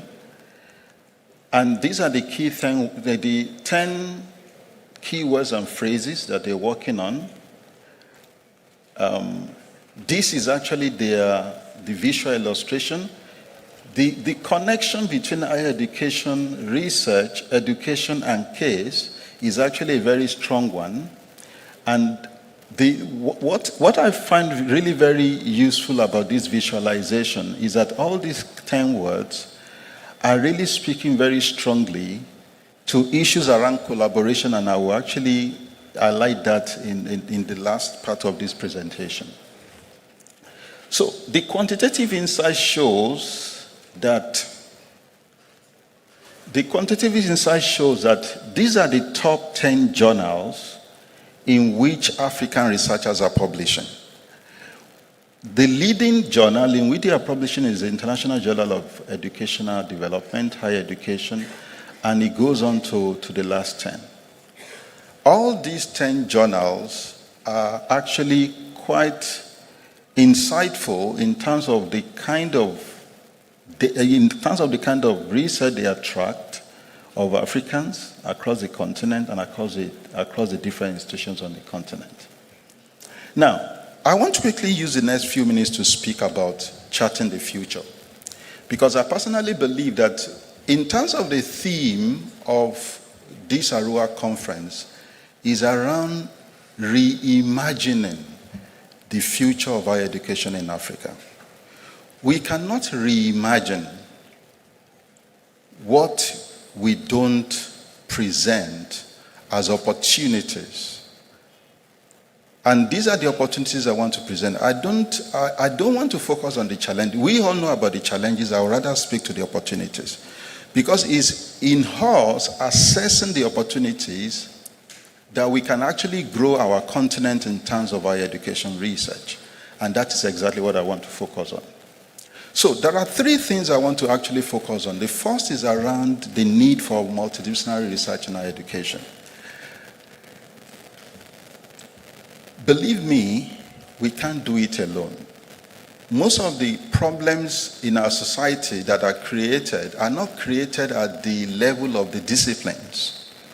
And because problems are not created at the level of the disciplines, it's important for us to take a multidisciplinary approach to solving problems in higher education, not just because it's around education, but because it's important that we take a very pragmatic approach in fusing knowledge, because we're in a global knowledge economy. The second I want to actually highlight is the power of collaboration. One can chase 1,000, but two would chase 10,000.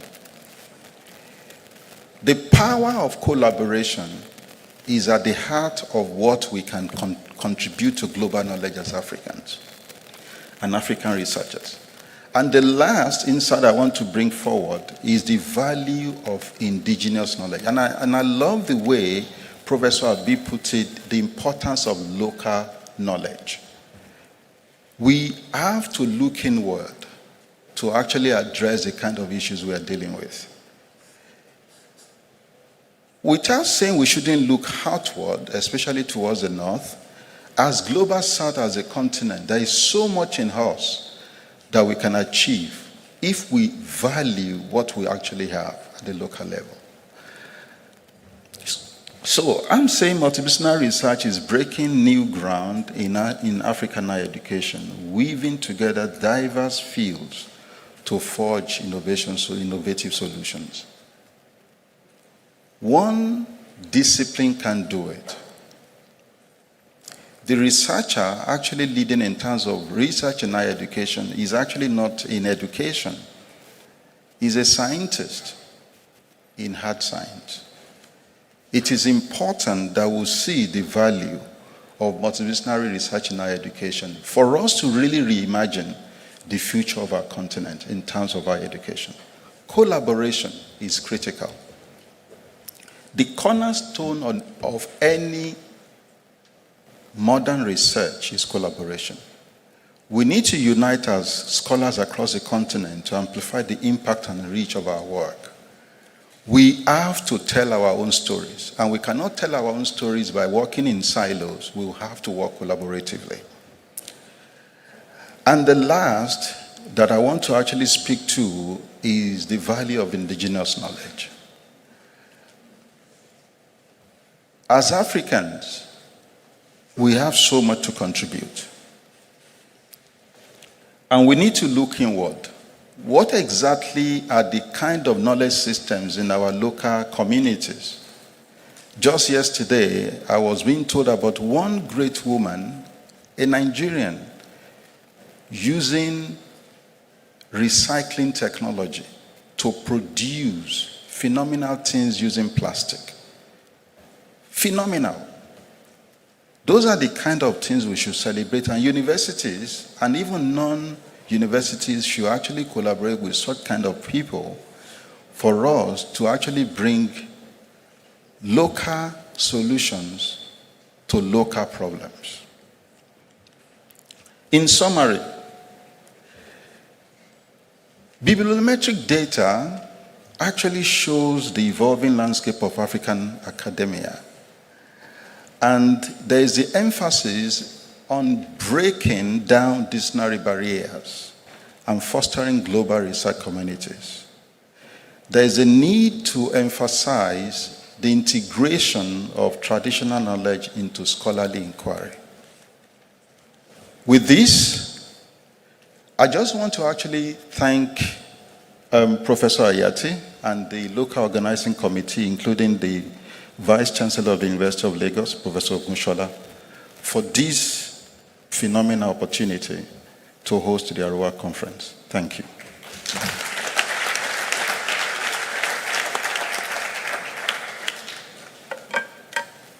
Thank you very much, Professor Ojo, for drilling down on the lecture ahead, before you. Just to give a very quick overview of what Professor Emmanuel Ojo had done, his lecture mapping the academic landscape started with a historical perspective. He looked at the historical trends, and he showed that he looked at the period between 1990 to 2023, and he noted that there had been the period of most dynamic growth in our research landscape was between 2004 to 2020 to 2023. But the highest number of publications were actually between 2010 and 2022. He looked at the dominant voices, and he showed that South Africa was probably the dominant voice, but that this was because there was a lot of collaboration with Australia, if I remember, and other countries. But he showed that there was a growing regional collaboration between Ghana and Nigeria. Then he went on to discuss some of our research gaps and ended by talking about charting the opportunities. And these are the importance of the multidisciplinary research in higher education, that it is very important that we start to think outside our individual disciplines and integrating our disciplines, because the problems that are formed are not formed within disciplines, but are formed across, are very complex problems that need this kind of multidisciplinary approach. He talked about the power of collaborations, and this showed up in the kind of papers that were published. Those that had collaborations were higher. He mentioned that it was important that we had these cross-border collaborations, and he saw the value of ARUA, what ARUA has done, and believes that that has impacted that area. And then he said we should take pride in ourselves to appreciate what we know and what we have learned, the value of indigenous knowledge, that no matter what we do, it has to be contextualized, that we do leave our problems, we do leave our solutions, and we should value them. And this will give the unique perspective into the world. So we should look around us and go back and look at how we have come so far, how we have survived, how we have solved problems, and bring this onto the global stage. So at this point, I want to take us then to the next speaker, Professor Wendy Thompson, CBE, the Vice Chancellor of the University of London. She will be talking about transnational education on tides of change. Professor Wendy Thompson is the Vice Chancellor of the University of London, where she was appointed following a distinguished career in government and higher education. She is recognized as an international expert in public service governance and reform. She's an experienced leader and advisor working closely with governments in Canada and the United Kingdom. Her international work includes advising government in Nigeria and Ghana, UNDP and OECD missions in the Middle East. In her role as chair and professor at McGill, she led the School of Social Work and pursued research and teaching in comparative social policy, health service reform, child welfare, and social welfare education. She has served on many public and private boards of directors and is currently on the board of London Higher and the Association of Commonwealth Universities, ACU. She She is also the chair of the Social Markets Foundation, a London-based think tank. Please welcome Professor Thompson as she comes to give her speech. Thank you very much.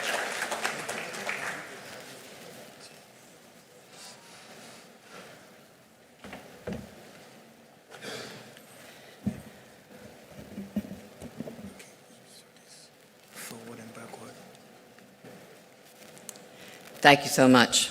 With those introduction, I think it tells me that I've been on this earth rather too long and been doing too many things. Anyway, it's a great honor to be here today at this important conference. We here from the University of London system have been working with ARUA, talking about how we may collaborate together, and it's for this reason that we join you today at this conference. I'm not going to pretend to be an expert on Africa, because I've heard such brilliant contributions already from the platform today.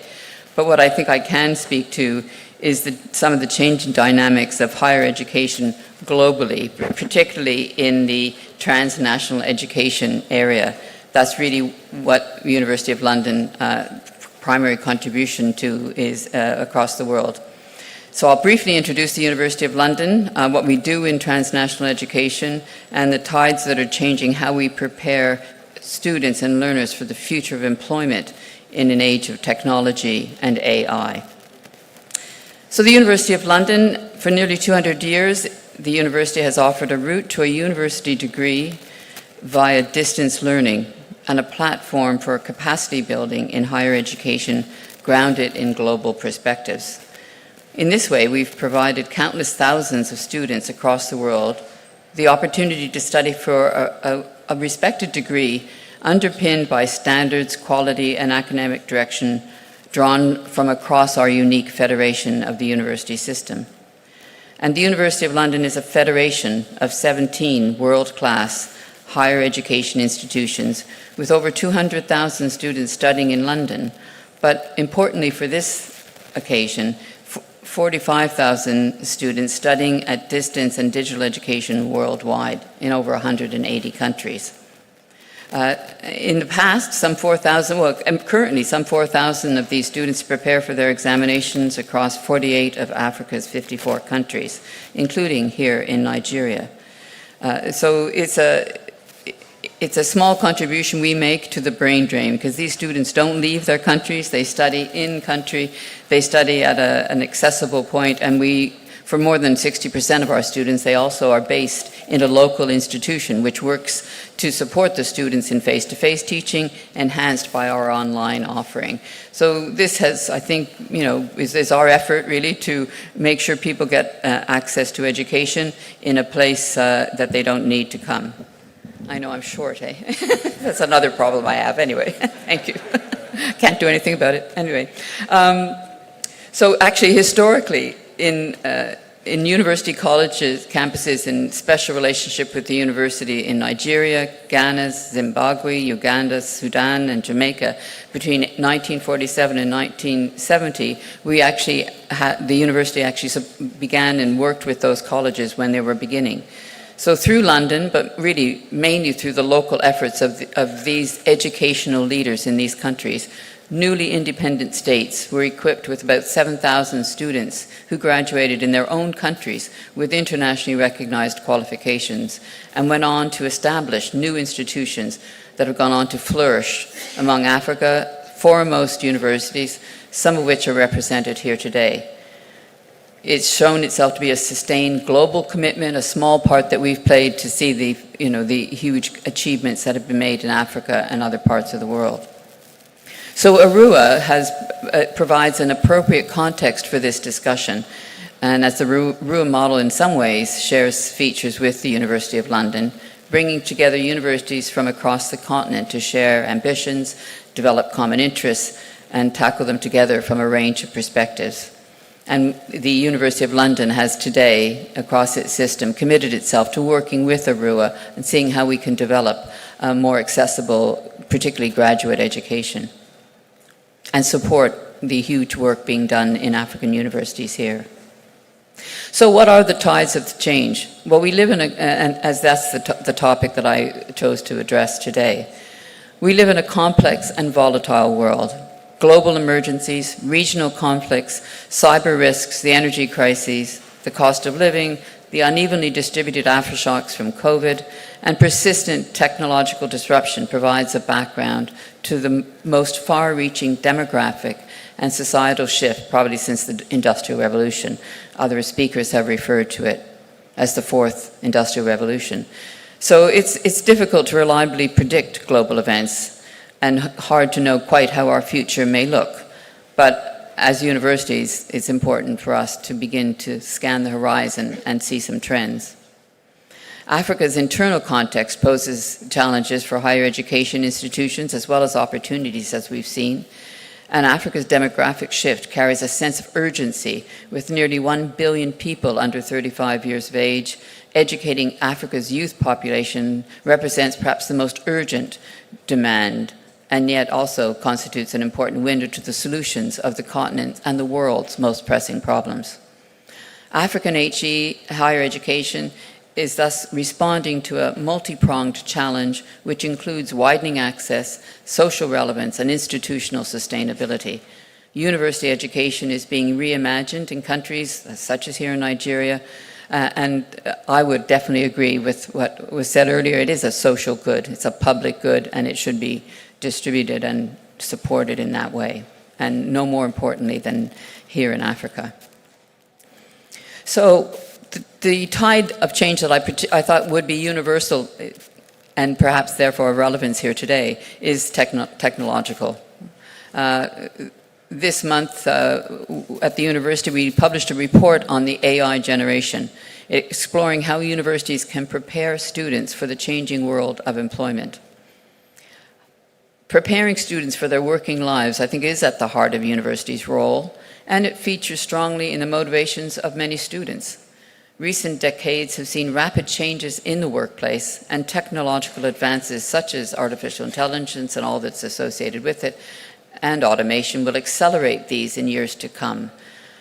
The report we've published is based on research considering how universities can prepare students in the context of rapid and radical change.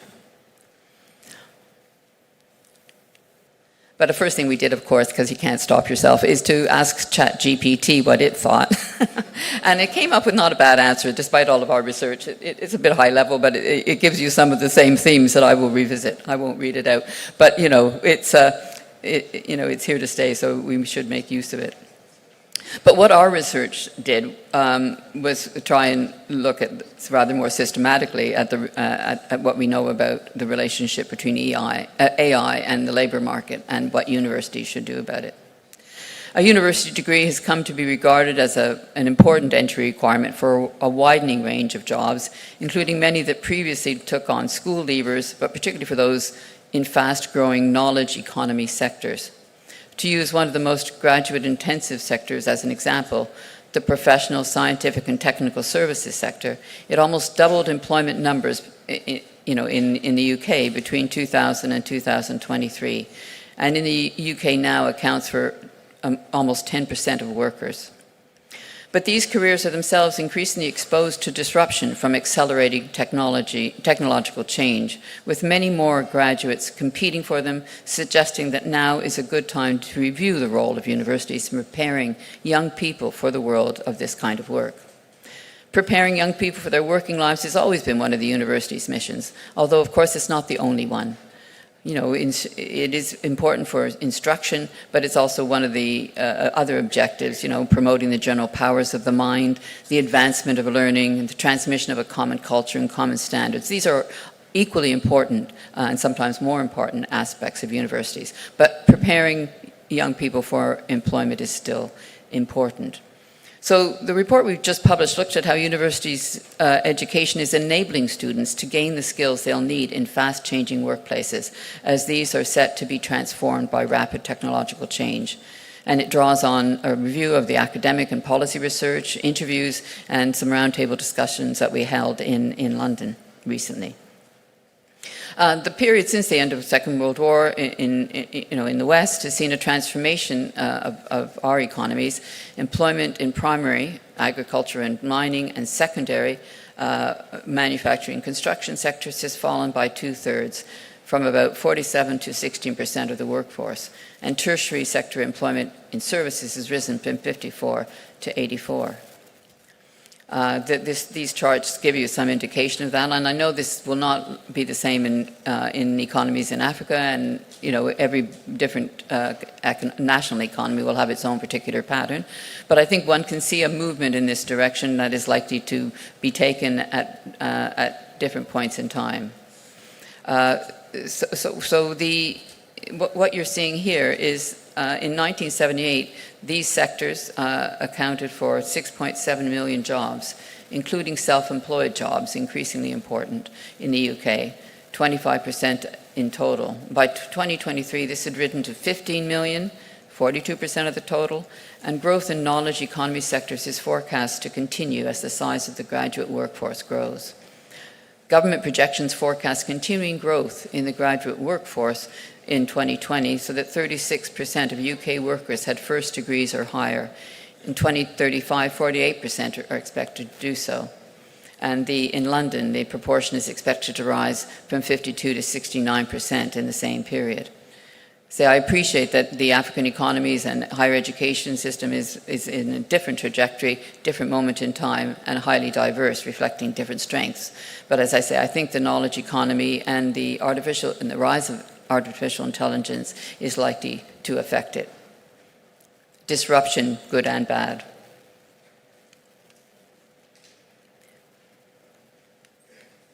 What we came to view, having done the research, was that the specific set of skills needed in the knowledge economy has changed as technology has evolved.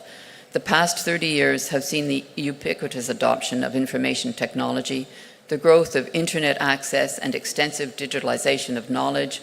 And while digital exclusion is a problem for many in the population at large, most people working in knowledge economy jobs have almost unlimited access to information and disinformation at only a few clicks away. So easier access to digitally stored knowledge means that it is broad skills rather than deep knowledge that is needed in the workplace.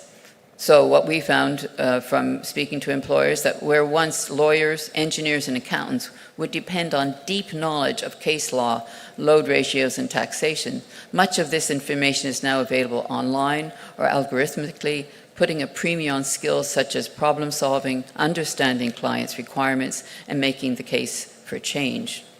These broader generic skills have been variously described as core skills, key skills, transferable skills, employability skills, and survival skills even, with definitions differing slightly between terms and contexts. But in our paper, we've coined this phrase of GRASP to really capture the kind of skills that we believe are going to be essential going forward. General, relational, analytic, social, and personal skills. So analytic skills is the ability to process, interpret, and communicate information in order to tackle problems and generate new ideas and insights. Social and relational skills, the ability to understand others' views and perspectives, to work in a team to persuade and convince. And personal skills, entrepreneurial skills, the ability to self-direct, to meet deadlines and cope with stress, to learn and apply what you have learned, to adapt to new circumstances, and to be resilient to change. And perhaps we focused on this in the UK system because at times these sorts of skills have been slightly downgraded, I think, in a context where the hard skills of science and technology have been seen to be paramount. But what this research showed is really, and it's chimed with work done by many others, is that these GRASP skills, as we're calling them, are absolutely essential to operate successfully. So what is the impact of artificial intelligence on work, life, and study? Well, I won't attempt to be comprehensive in this view, but it's clear that technological change has already transformed working life. Automation has reduced the labor intensity of many production and distribution functions, and it's also reduced demand for routine clerical occupations. For example, in bookkeeping and secretarial roles, these are virtually disappearing in many places. In automation and sales, administrative and associate professional functions, these are all changing rapidly. And the speed at which generative large language models, LLM and such as ChatGPT, have evolved in recent months, it's been astounding. And their game-changing ability to draw on input data to generate text and images suggests that automation and artificial intelligence may affect many more occupations faster and deeper than previously anticipated. Overcoming some of the bottlenecks, that we've experienced, complex manipulation, creative intelligence, social intelligence, previously identified as barriers to automation and innovation. But the impact may be most significant for professional, knowledge-intensive and graduate-level jobs. One early assessment of the impact of LLMs suggested that around 80% of US jobs could be affected, with the largest impact on higher-waged workers and those in graduate levels. As AI evolves, its impact will be felt more widely. It may quickly become a general-purpose technology capable of broad and unpredictable application, like steam power or computers. A recent Harvard Business School study based on a randomized controlled trial of management consultancy tasks found that using AI increased speed and performance by 25% and 40% respectively, and was particularly beneficial for less competent participants. This leveling effect may increase equity among workers, but may also challenge universities to equip their graduates with the skills, competencies, and dispositions that will enable them to offer something different in the workplace. And this impact is likely to be felt at certain career stages more than others.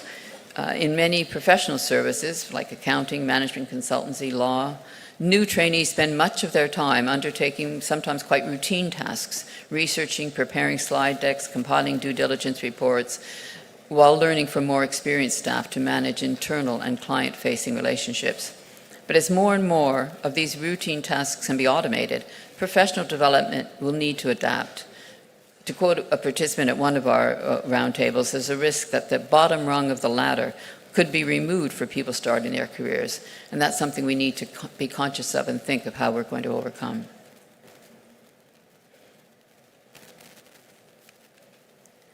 As these skills will affect the skills, as these changes will affect the skills needed in the future, they'll also have impact on universities. We're taking a fairly applied approach to this topic rather than a study of it itself, because many of our students are people who are already in employment, part-time studiers, people who wish to get on in the labor market. So this is why we took a particular perspective on what we should be doing to prepare our students for work in these areas. I mean, I don't know how universities here are tackling the AI issue, but we've tended to become rather focused on short-term technocratic issues, how do we manage to help students identify hallucinating facts, or the use of students to plagiarize or pass off other people's work. I mean, this has become a big, preoccupation in universities, but it's really a small part of what we really need to be thinking about and the far-reaching implications.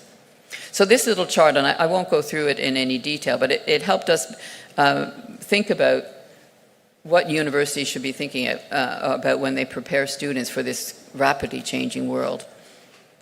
We should be thinking about what is taught, what content is focusing specifically on the applications of AI generally, and particularly as far as employability goes, how courses are taught, and outside the classroom, extra and co-curricular activity outside formal teaching, from industrial placements to participation in clubs and societies. So, each one of these boxes represents different approaches that universities have adopted to prepare students and change how they go about their teaching. So I won't go through them in detail, but you can see some are felt to be more effective than others. It's a classic kind of more effective on the vertical axes with the different methods across the horizontal axes. I mean, in a nutshell, employability add-ons, which are seen as the bottom left, are seen as the least effective, but probably the most common in some universities. Students don't particularly like them, and they really were seen to be relatively ineffective compared to other interventions such as work experience. how courses are taught, it's completely changing, and particularly how we assess students. AI is transforming that, but even thinking about the employability aspect is important, and given different ways that people are approaching these are mapped as being sort of in the middle range. Some of them from traditional lecturing. I think many of us still find it irresistible. Today might be an example to how we. To how we know students really like to learn, or people like to learn, more personalized, more active learning experiences, and those are the approaches that were found to be more effective. Finally, things that are done outside the classroom, speak to different learning styles, but also probably were found to be the most effective in teaching people about what things really work in practice and how people can adapt to the new and quickly changing ways of the labor market, particularly in knowledge economies. So the studies described so far, I think, present a reasonably consistent picture. Participatory models of learning help to develop several employability skills, as does structuring courses to embed such skills and helping students to understand and be able to articulate how they are acquiring them. Specific employability content can be valuable, but really more likely to be so if it's fully embedded into courses.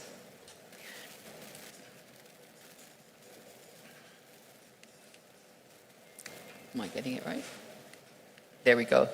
So in this short slide, we're just summarizing a little bit about what AI is going to do in the workplace. It's obviously going to lead to enormous increases in productivity. There will be a leveling up of skills in some ways, but more in the medium term perhaps than immediately. And it's going to be disruptive in every form of labor. I think that image of taking the bottom rungs off the ladder is a particularly powerful image for how some of these areas of employment are going to change. And for universities, again, simply put, we need to think very carefully and more rapidly than we sometimes do, I think, about how we transform our pedagogy, how we, give importance to what we've called the grasp skills, and how we train people for professions. These are some of the recommendations that we've come for universities that we're taking on board. As I say, I know here, very different economic structure, very different relationship to different employment, but maybe coming down the line, AI, I think, is going to affect all of us, and thinking about how that will apply in different contexts is what we're inviting people to be doing. So summing up, much like given the kind of educational work that we're involved in at the University of London system with transnational education, in a way, AI presents tremendous challenges and opportunities, much the same as distance education did in years back. There wasn't that long ago where we thought we couldn't do even examinations at a distance, let alone education at a distance. And now we consider it quite routine. And so we're looking at how we adjust the way we do business, and I'm sure others here will have a similar experience. We can see how successful it is. We're still piloting some of these things. We've launched a pilot to assess AI-based teaching assistants as a revision tool. We're working with a private company, Noodle Factory, and their Walter platform. We've got a conversational AI chatbot which is trained on our course materials and embedded within our online environments to provide feedback, support, and formative grading systems, something students have been really calling for, but which resources don't always allow to be done easily. So we're seeing if AI can help us with that. And like everyone else, I guess, we're looking at how to advise students on making use of AI in a way which helps them benefit from the huge potential that it holds, but at the same time prevents them from using it in a way that could get them into difficulty with the plagiarism and independence of their own work and their critical thinking. So global engagement remains at the heart of the university's mission, and as we've developed these ideas, we do benefit from working with we have what we call teaching centers, over 100 of them around the world, and we can glean from them how these changes in technologies are affecting their economies and affecting their ways of teaching their students. So it's very much a global endeavor. And as we go forward, these collaborations, as we hope the one with ARUA will develop, will become the foundations for the future. We really do value and nurture our networks of institutions and organizations around the world, as well as our global networks of students. We reckon we have more than 1 million alumni around the world, some of whom remain in touch with us and tell us many things that we need to know. Through these networks, we seek to ensure that we both contribute to and benefit from knowledge and expertise in addressing our shared global challenges. I thank you today. This is the story on knowledge economy from London. Thank you.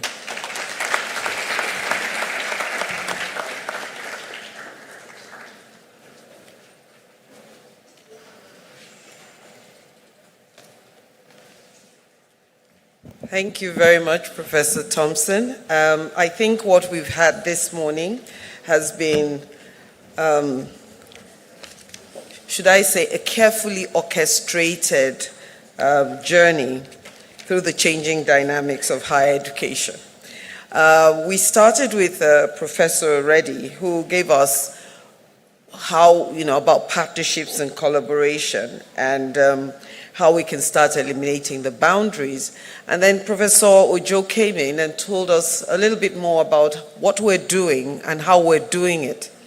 And I think what we've heard now is what's coming and how we should be approaching and thinking about ensuring that we're not disrupted out of circulation.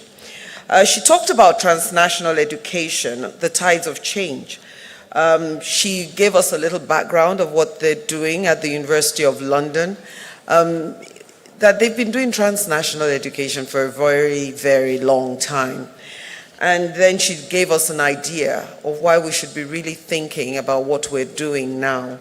I think in a nutshell, she told us these tides of change really speaks to the volatility in the world in terms of conflict, in terms of technological disruption, economic disruption, the inequalities that exist.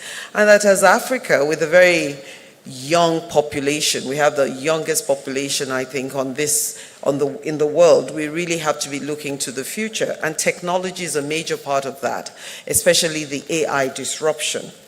And she let us understand that if we're to survive, we're going to have to think about 4 main things: digital literacy and technological skills, critical thinking and problem-solving skills, adaptability and learning agility, the ability to think quickly, to find information and so on, and to solve problems, and emotional intelligence, how we deal with people.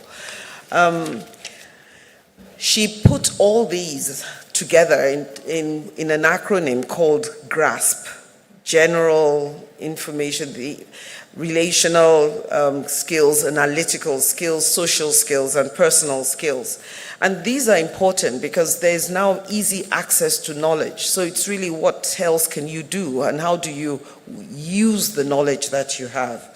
And this is going to affect the universities. We're going to have to rethink how we do things. She showed us a map on the kind of strategies that work better.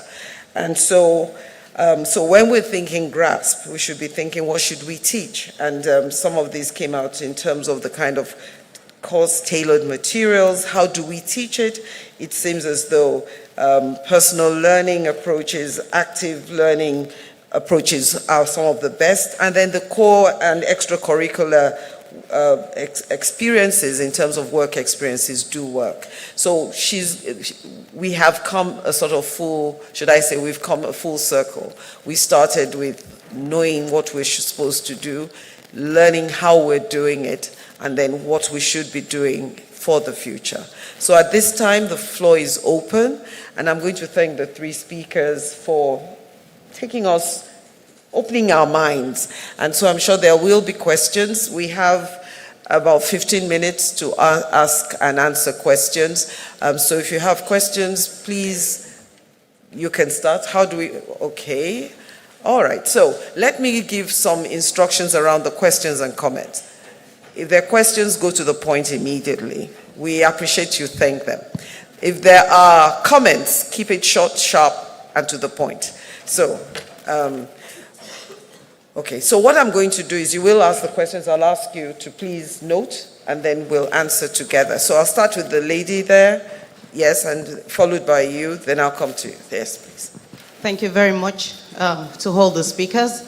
And thank you for ARUA for bringing our vice chancellors to write and to speak to us today. My name is Sharon Omotosho. I'm from the Institute of African Studies, University of Ibadan.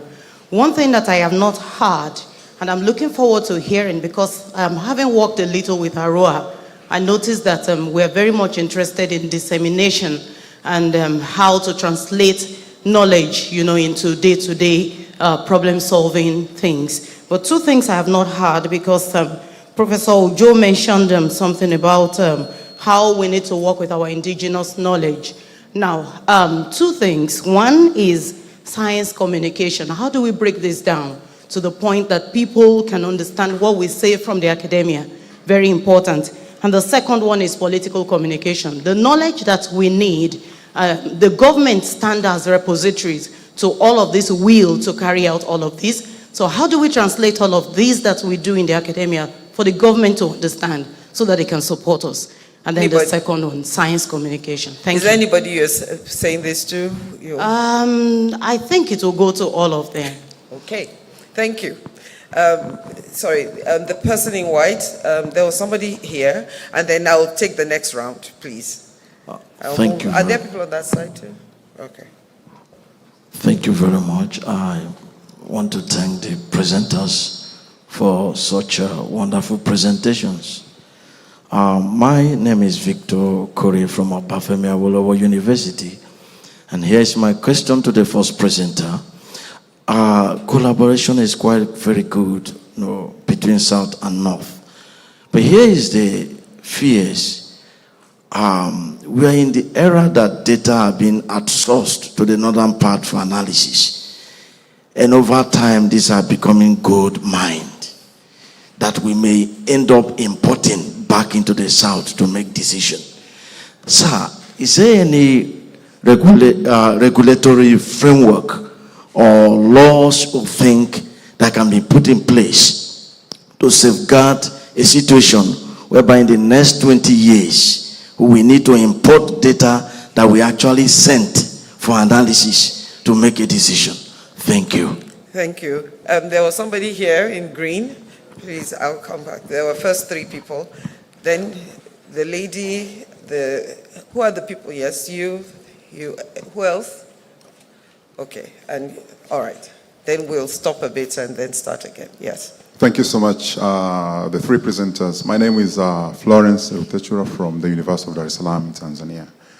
I was pretty much impressed by Professor Ojo's three models that you presented in the very last slide about multidisciplinary approach,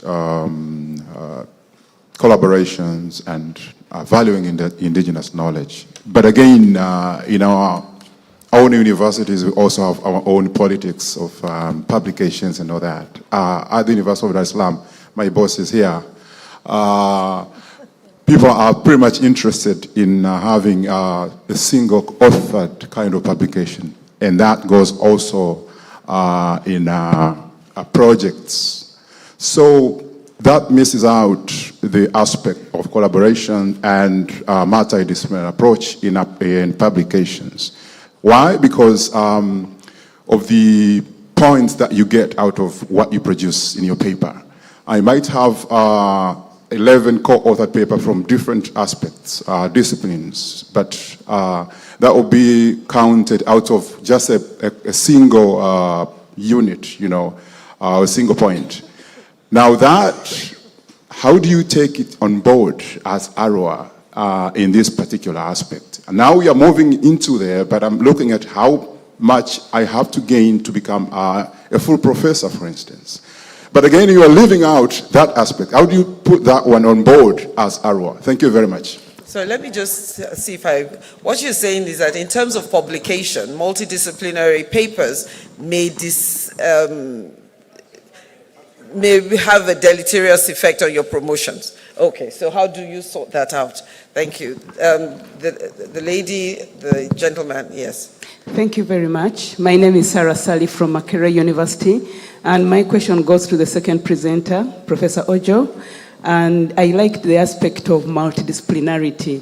My question is, how do you operationalize multidisciplinarity in a political economy where governments are pushing for pure science, and in a context where then humanities and social sciences are simply co-opted as handmaids to science projects and science work?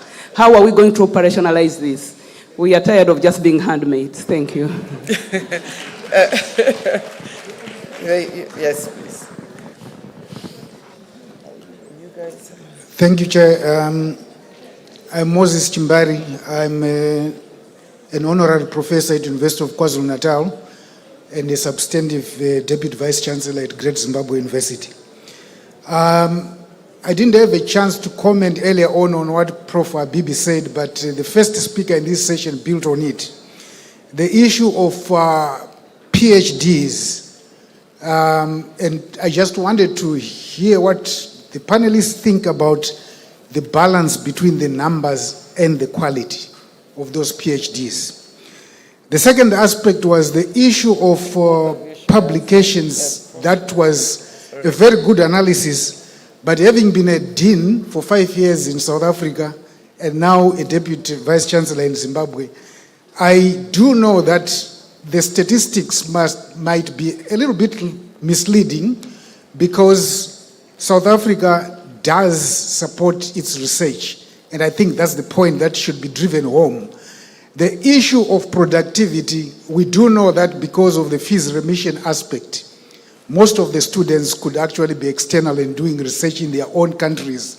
So in terms of research intensity, we need to do an analysis that takes us back to the source of the data. Finally, the issue of the future.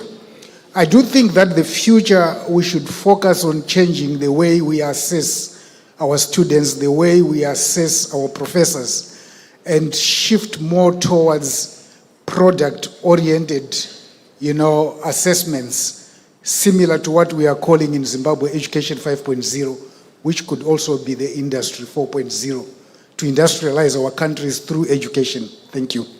Thank you very much. At this point, I want 3 more hands. There was that person there, you, and then we'll stop so that and please let us know who you want to answer the question. Okay. Good afternoon, ladies and gentlemen. My name is Mayowa Amo. I'm just a curious passerby. I met one of the fellows from ARUA. His name is Amara, a gentleman from Ethiopia. And I got into a conversation with him, and he told me about this conference. And I decided to stop by, and it's indeed been a real pleasure. And I wanted to thank the promoters of ARUA. Thank you very much. I have a question. I graduated from the faculty just down the road about 20 years ago, Faculty of Business Administration. And Madam Chancellor, I think this is also a good birthday gift for you because it was your birthday yesterday. Happy birthday. So the question I have is in respect of the student-teacher equation. ARUA seems to focus more on research and the teaching aspect. Can we envision a future where African graduates will have combined degrees, University of Lagos, University of Kenya, University of Lagos, University of South Africa, University of Lagos, Oxford, etc.? Thank you very much. Thank you very much. Yes. Here, yeah. And then there was a third person. Good afternoon. I'm Mwapatso Mipando, Dean for Global Engagement, University of Glasgow, but also a professor from Kamuzu University in Malawi. I was interested with our second speaker. He talked about building capacity for us to be at the table. I've been in leadership at universities. For the past 15 years, we've been talking about capacity building. What are we doing wrong for us to graduate where we can really be partners? What needs to be done for us to really build the capacity that we need, rather than every time talking about we need to capacity build. What is it being done by our friends because they have like a pipeline? What does Africa need to do? Because if we don't answer that, 10 years from now, we'll be talking about we need to build capacity in Africa. So what needs to be done for us to build that capacity? Thank you. Thank you. And the last person, the person in the white shirt. Thank you very much. My name is Natseli Godfrey. I'm a fifth-year medical student at Makerere University in Uganda. So I've been listening a lot today. My brain is buzzing with all the information. So 3 questions. I'll be very quick. Number 1, we've been seeing a lot of research going on, like at my college, especially in the medical sector. But most of the research topics or sectors that people do are those that are currently being funded, not those that are relevant or those that are valuing indigenous knowledge or valuing collaboration. So I wanted to ask, how do we reconcile the research that we need vis-a-vis the research that is being funded at the moment? That's number 1. Number 2, there's a lot of collaboration taking place in Africa today. I'm from the East African community, which is a political stroke economic hub. But why do we have these working out? And we have failed to have collaboration, including the academic sector. We saw a graph which showed Uganda having a lot more research. I wanted to see Kenya and Tanzania and Rwanda, Burundi, but they were not there. And I'm like, how come we have a Uganda there and there's no light around as well? So I wanted to understand why. Then lastly, I've been seeing a lot of talk about ongoing research, and the one that I've seen at my university, a lot of postgraduate research is taking place. But a lot of the people that we are doing research on are the younger population. The research topics that we are searching most times do not involve the contemporary issues taking place within the younger generation. Is there a way we can involve the younger generation in researching the things that actually affect them in their day-to-day life? Thank you very much. Thank you very much. So at this time, I'm going to stop us, and if we still have time, we'll come back for another round of questions. So I'm going to start with Professor Reddy. If you would answer your questions, followed by Professor Ojo. There are some overlaps, so I'm sure but we could take perspectives. And I think we would also ask Professor Wendy, there were some questions that were quite general and speak to a lot of the issues, and so we'll get your perspectives on those too. So, Professor Reddy.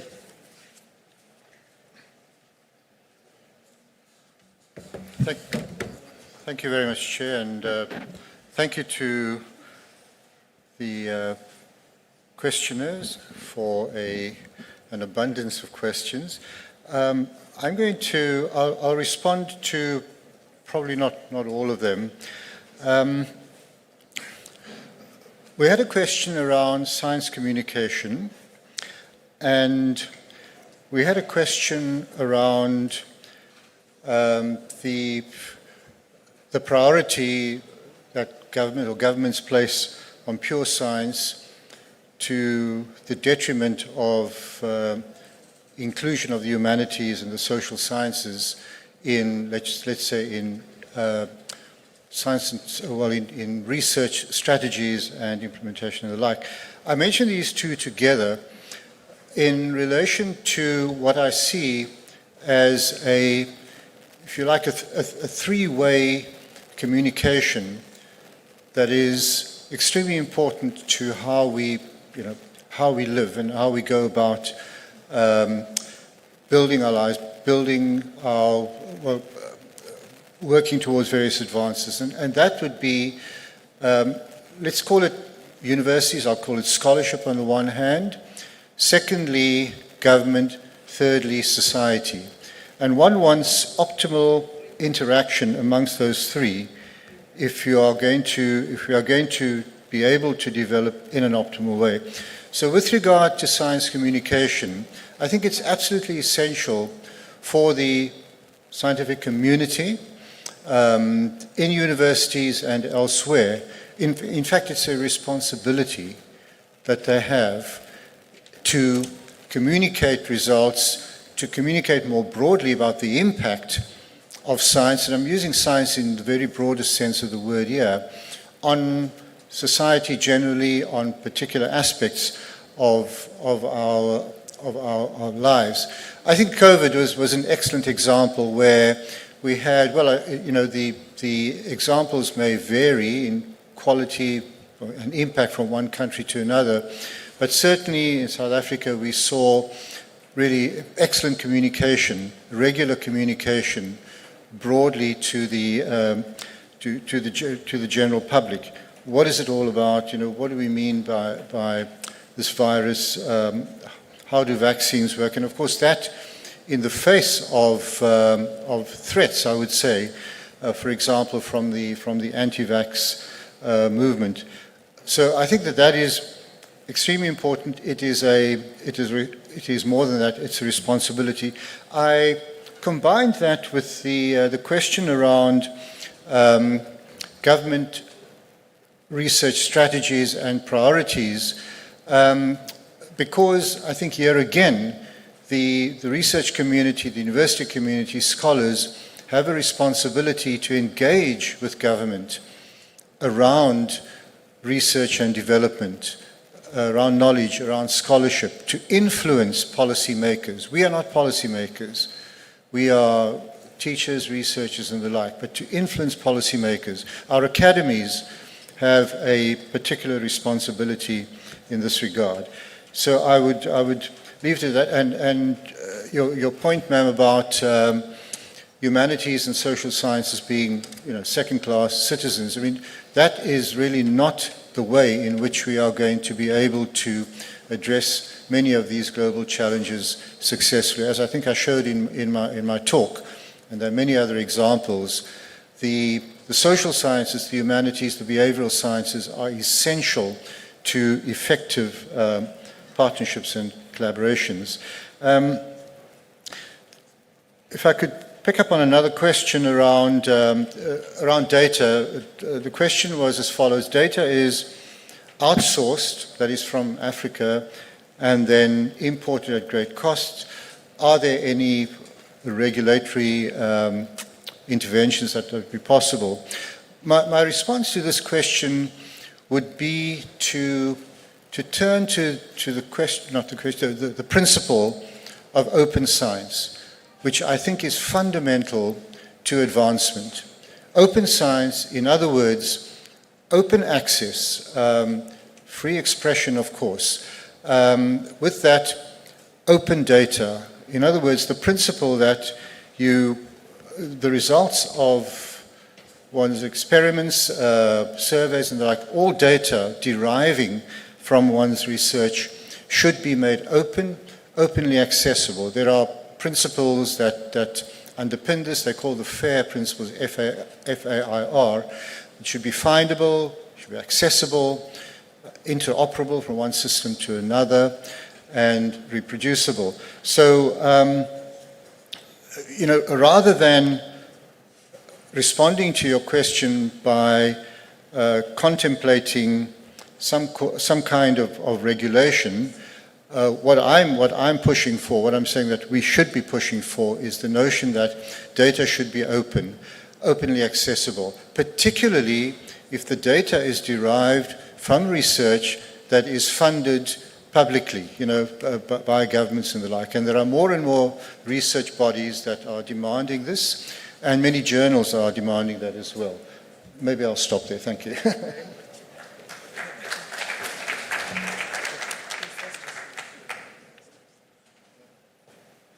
Thanks. The questions are quite complex. And they're pretty complex, and that actually shows the kind of issues we'll deal with on the continent and like elsewhere. What I want to do is just to speak to about three issues. And as Professor Gushala said, quite a number of the questions actually do overlap. The first argument I want to make is the role of national innovation systems in our countries. It is when we have very strong national innovation systems that we can actually deal with some of the issues, some of the issues that are quite pertinent related to the Sustainable Development Goals, And that is the only time we can actually come together as nations on the continent to be able to address some of these key issues. Either you are talking of humanities and the social sciences or the STEM, the reality remains that our society have problems that cannot be solved just by one discipline. So if we're able to build this national, and I think very strongly that the role ARUA is playing in enabling the innovation systems of the member nations and the institutions is quite key. And I really must emphasize that. The argument around multidisciplinary research and how that could disadvantage your career is not necessarily true. I've built my career quite strongly from an interdisciplinary, multidisciplinary perspective. And I'm saying this because, you see, for every one of us as researchers, we have methodologies. We have the knowledge of the literature. And the reality is that there are theories that we can actually share in terms of being able to address different kinds of issues. When COVID happened, people were not just talking about solving the pandemic. They were talking about masks. The masks that we wear were produced by people who are not necessarily scientists initially. We had to respond. Scientists were not bothered about, putting the mask together. I mean, people were sewing cloths in their houses. So, from my point of view, when it comes to multidisciplinary research, there is so much we have to offer, irrespective of the field of knowledge we are in, because at any point in time, research is very contextual, and context in itself is research, and we must take advantage of that. So what should Africans do to be part of the table in terms of capacity building? We have to look inward. I was telling my cousin yesterday that the problem I personally believe we have in this country, especially Nigeria, is that we are too much consumers of exotic things we don't produce. And that is exactly what is impacting on our exchange rate. As long as we are consuming massively what we don't produce, you will have to depend on people who don't know what you are, they don't know what exactly resources you have. So as far as I'm concerned, it's important for us to look inward and to see the good in ourselves. Look at the person in the mirror. Don't blame the person on the other side. The person in the mirror is the person you have to address, and we need to look at ourselves as Africans and see the good we can offer ourselves. And it has to start by, first of all, let's get rid of these visa regimes on the continent. Let there be a free flow of knowledge and researchers moving back and forth. Because trust me, people won't sit. I enter Europe, from the time I enter Europe, I go everywhere, nobody stops me.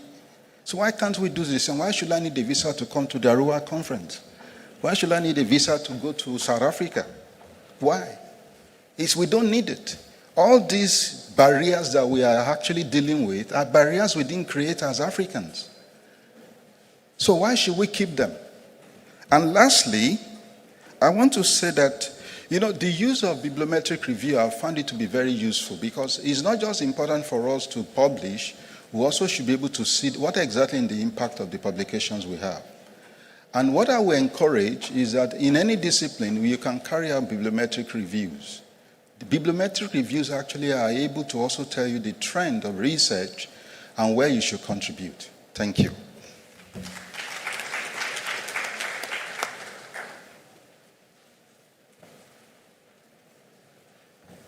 There's just a couple of the questions that I thought I could add some value to. I think the question about the relationship between research and government, or research and policymakers. I've spent as much of my career inside government as I have spent it doing research. So it's an interface that I've experienced from both sides. It should work, but it doesn't, easily. And there's all sorts of reasons. Sometimes politics is an important piece of that. I continue to hold a somewhat naive belief in rationality and evidence, but I have to tell you, it's not pervasive in all of the places that I've circulated. And you have to learn the politics to get relevance on the traction of the evidence that you have. And it's not a bad word, it's life. You know, a lot of decisions would never get made and conflicts would never get addressed if there hadn't been politics put into it. I know they create others, but they also solve some. So that's part of it. In a practical way, one of the things we've done in London and is happening in other regions across the UK is set up structures to bridge the research and policy making divide, if you like. We've set up 2 years ago the London Research and Policy Partnership. We work closely with the Mayor of London and the London Councils. I'm invited into London Council meetings and we are very much encouraging the research community to engage in the global challenges that a big capital city like London faces. It doesn't happen by chance, but it's something we're trying to systematically introduce. I say politics is one of the issues, timing is another. You know, I used to bring solutions to Prime Minister and he would say that our successors would thank me for that idea. I don't know if you get this, but it's, you know, sometimes we take a long time to find out what we need to know, and that time cycle of the electoral world is just not, you know, you've got to shorten it up and make it fit. So I think there's things that can be done. I've known times when, you know, the politics have been conducive to evidence-based policy and times when it's just not really been very available, but it's definitely a noble endeavor. There's been a number of questions made about the academy itself, you know, how you are promoted, how the social science and humanities are rewarded. Maybe I'll just say 2 things about this. One might not be very popular, I don't know, but I think we at the Senate House in London have a national role for the arts and humanities. So we really are engaging in the thinking about what the future of those disciplines needs to be and how they're going to engage with more of the scientific and technical communities. So we have collaborations with the Crick Institute and the Turing Institute, which are neighbors within the Bloomsbury kind of community, and trying to ensure that we're bringing those perspectives to the science and technology that is being developed. And I think there is a recognition, much has been said here, you know, that this is an important collaboration. The next point is that we're also thinking about whether the PhD that we have as we know it is really sensible. I mean, what life are we going to be living where you sit and spend however many years, some people are quicker at it than others, but let's say 4 or 5 years writing 100,000 words, you know? Who is going to think that's a good idea in a world where AI is, you know, doing some of the routine processing, some of the, you know, actual writing is going to be, you know, digitally enabled. I'm not saying it's, you know, that sort of discipline and critical thinking is essential, but what I think someone over here mentioned, you know, should the product be something more than a document or a text? Should we be thinking about how people who graduate with that qualification are going to make an impact on the world outside as well as inside the academy? I know these are slightly heretical thoughts perhaps, but they're ones that we allow ourselves to think about and maybe even occasionally do things. We have now a practice-based PhD route at the University of London, which we hadn't had before in the arts and humanities. So it's possible. Thank you.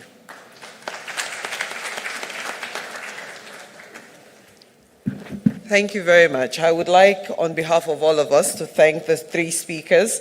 I think you've left us with a lot of things to think about. And I think what we need to take away comes from the question by the person who just happened to stroll by. I'm not sure about capacity. We've been building capacity forever. So what do we need to do to get through? I think Africa needs to leapfrog. We can't be slow. It can't be incremental. And then we must look inwards. We have the problems. Let's start solving them instead of trying to get funds and having an agenda that's not really ours. So on that note, I'd like to thank all of you for being at this session. We will be moving on to the next session. I'll now hand over to Professor Arite. Thank you very much.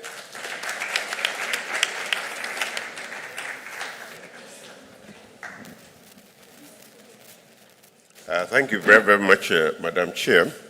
We've had an excellent session. We are running poorly behind time, and so we will now move to the parallel sessions. The ushers will guide us to where we have these parallel sessions. This will last for 1 hour, and then we break for lunch. Thank you.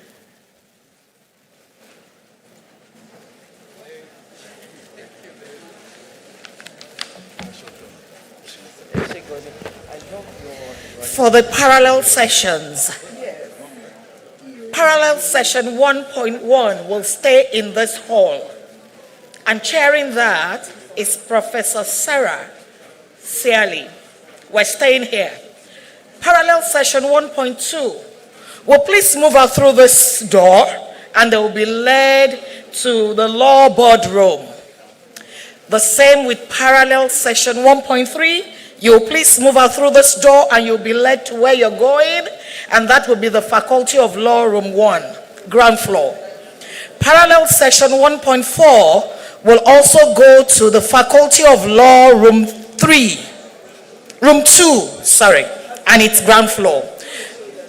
No, there are ushers here to show the way. Parallel session 1.5 will also please proceed to Faculty of Law Lecture Theatre, second floor. The side events will take place at the guest houses at the conference room.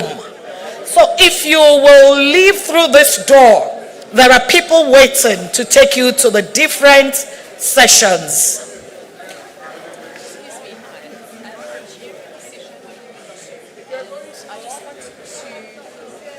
Faculty of Law, please follow. Faculty of Law.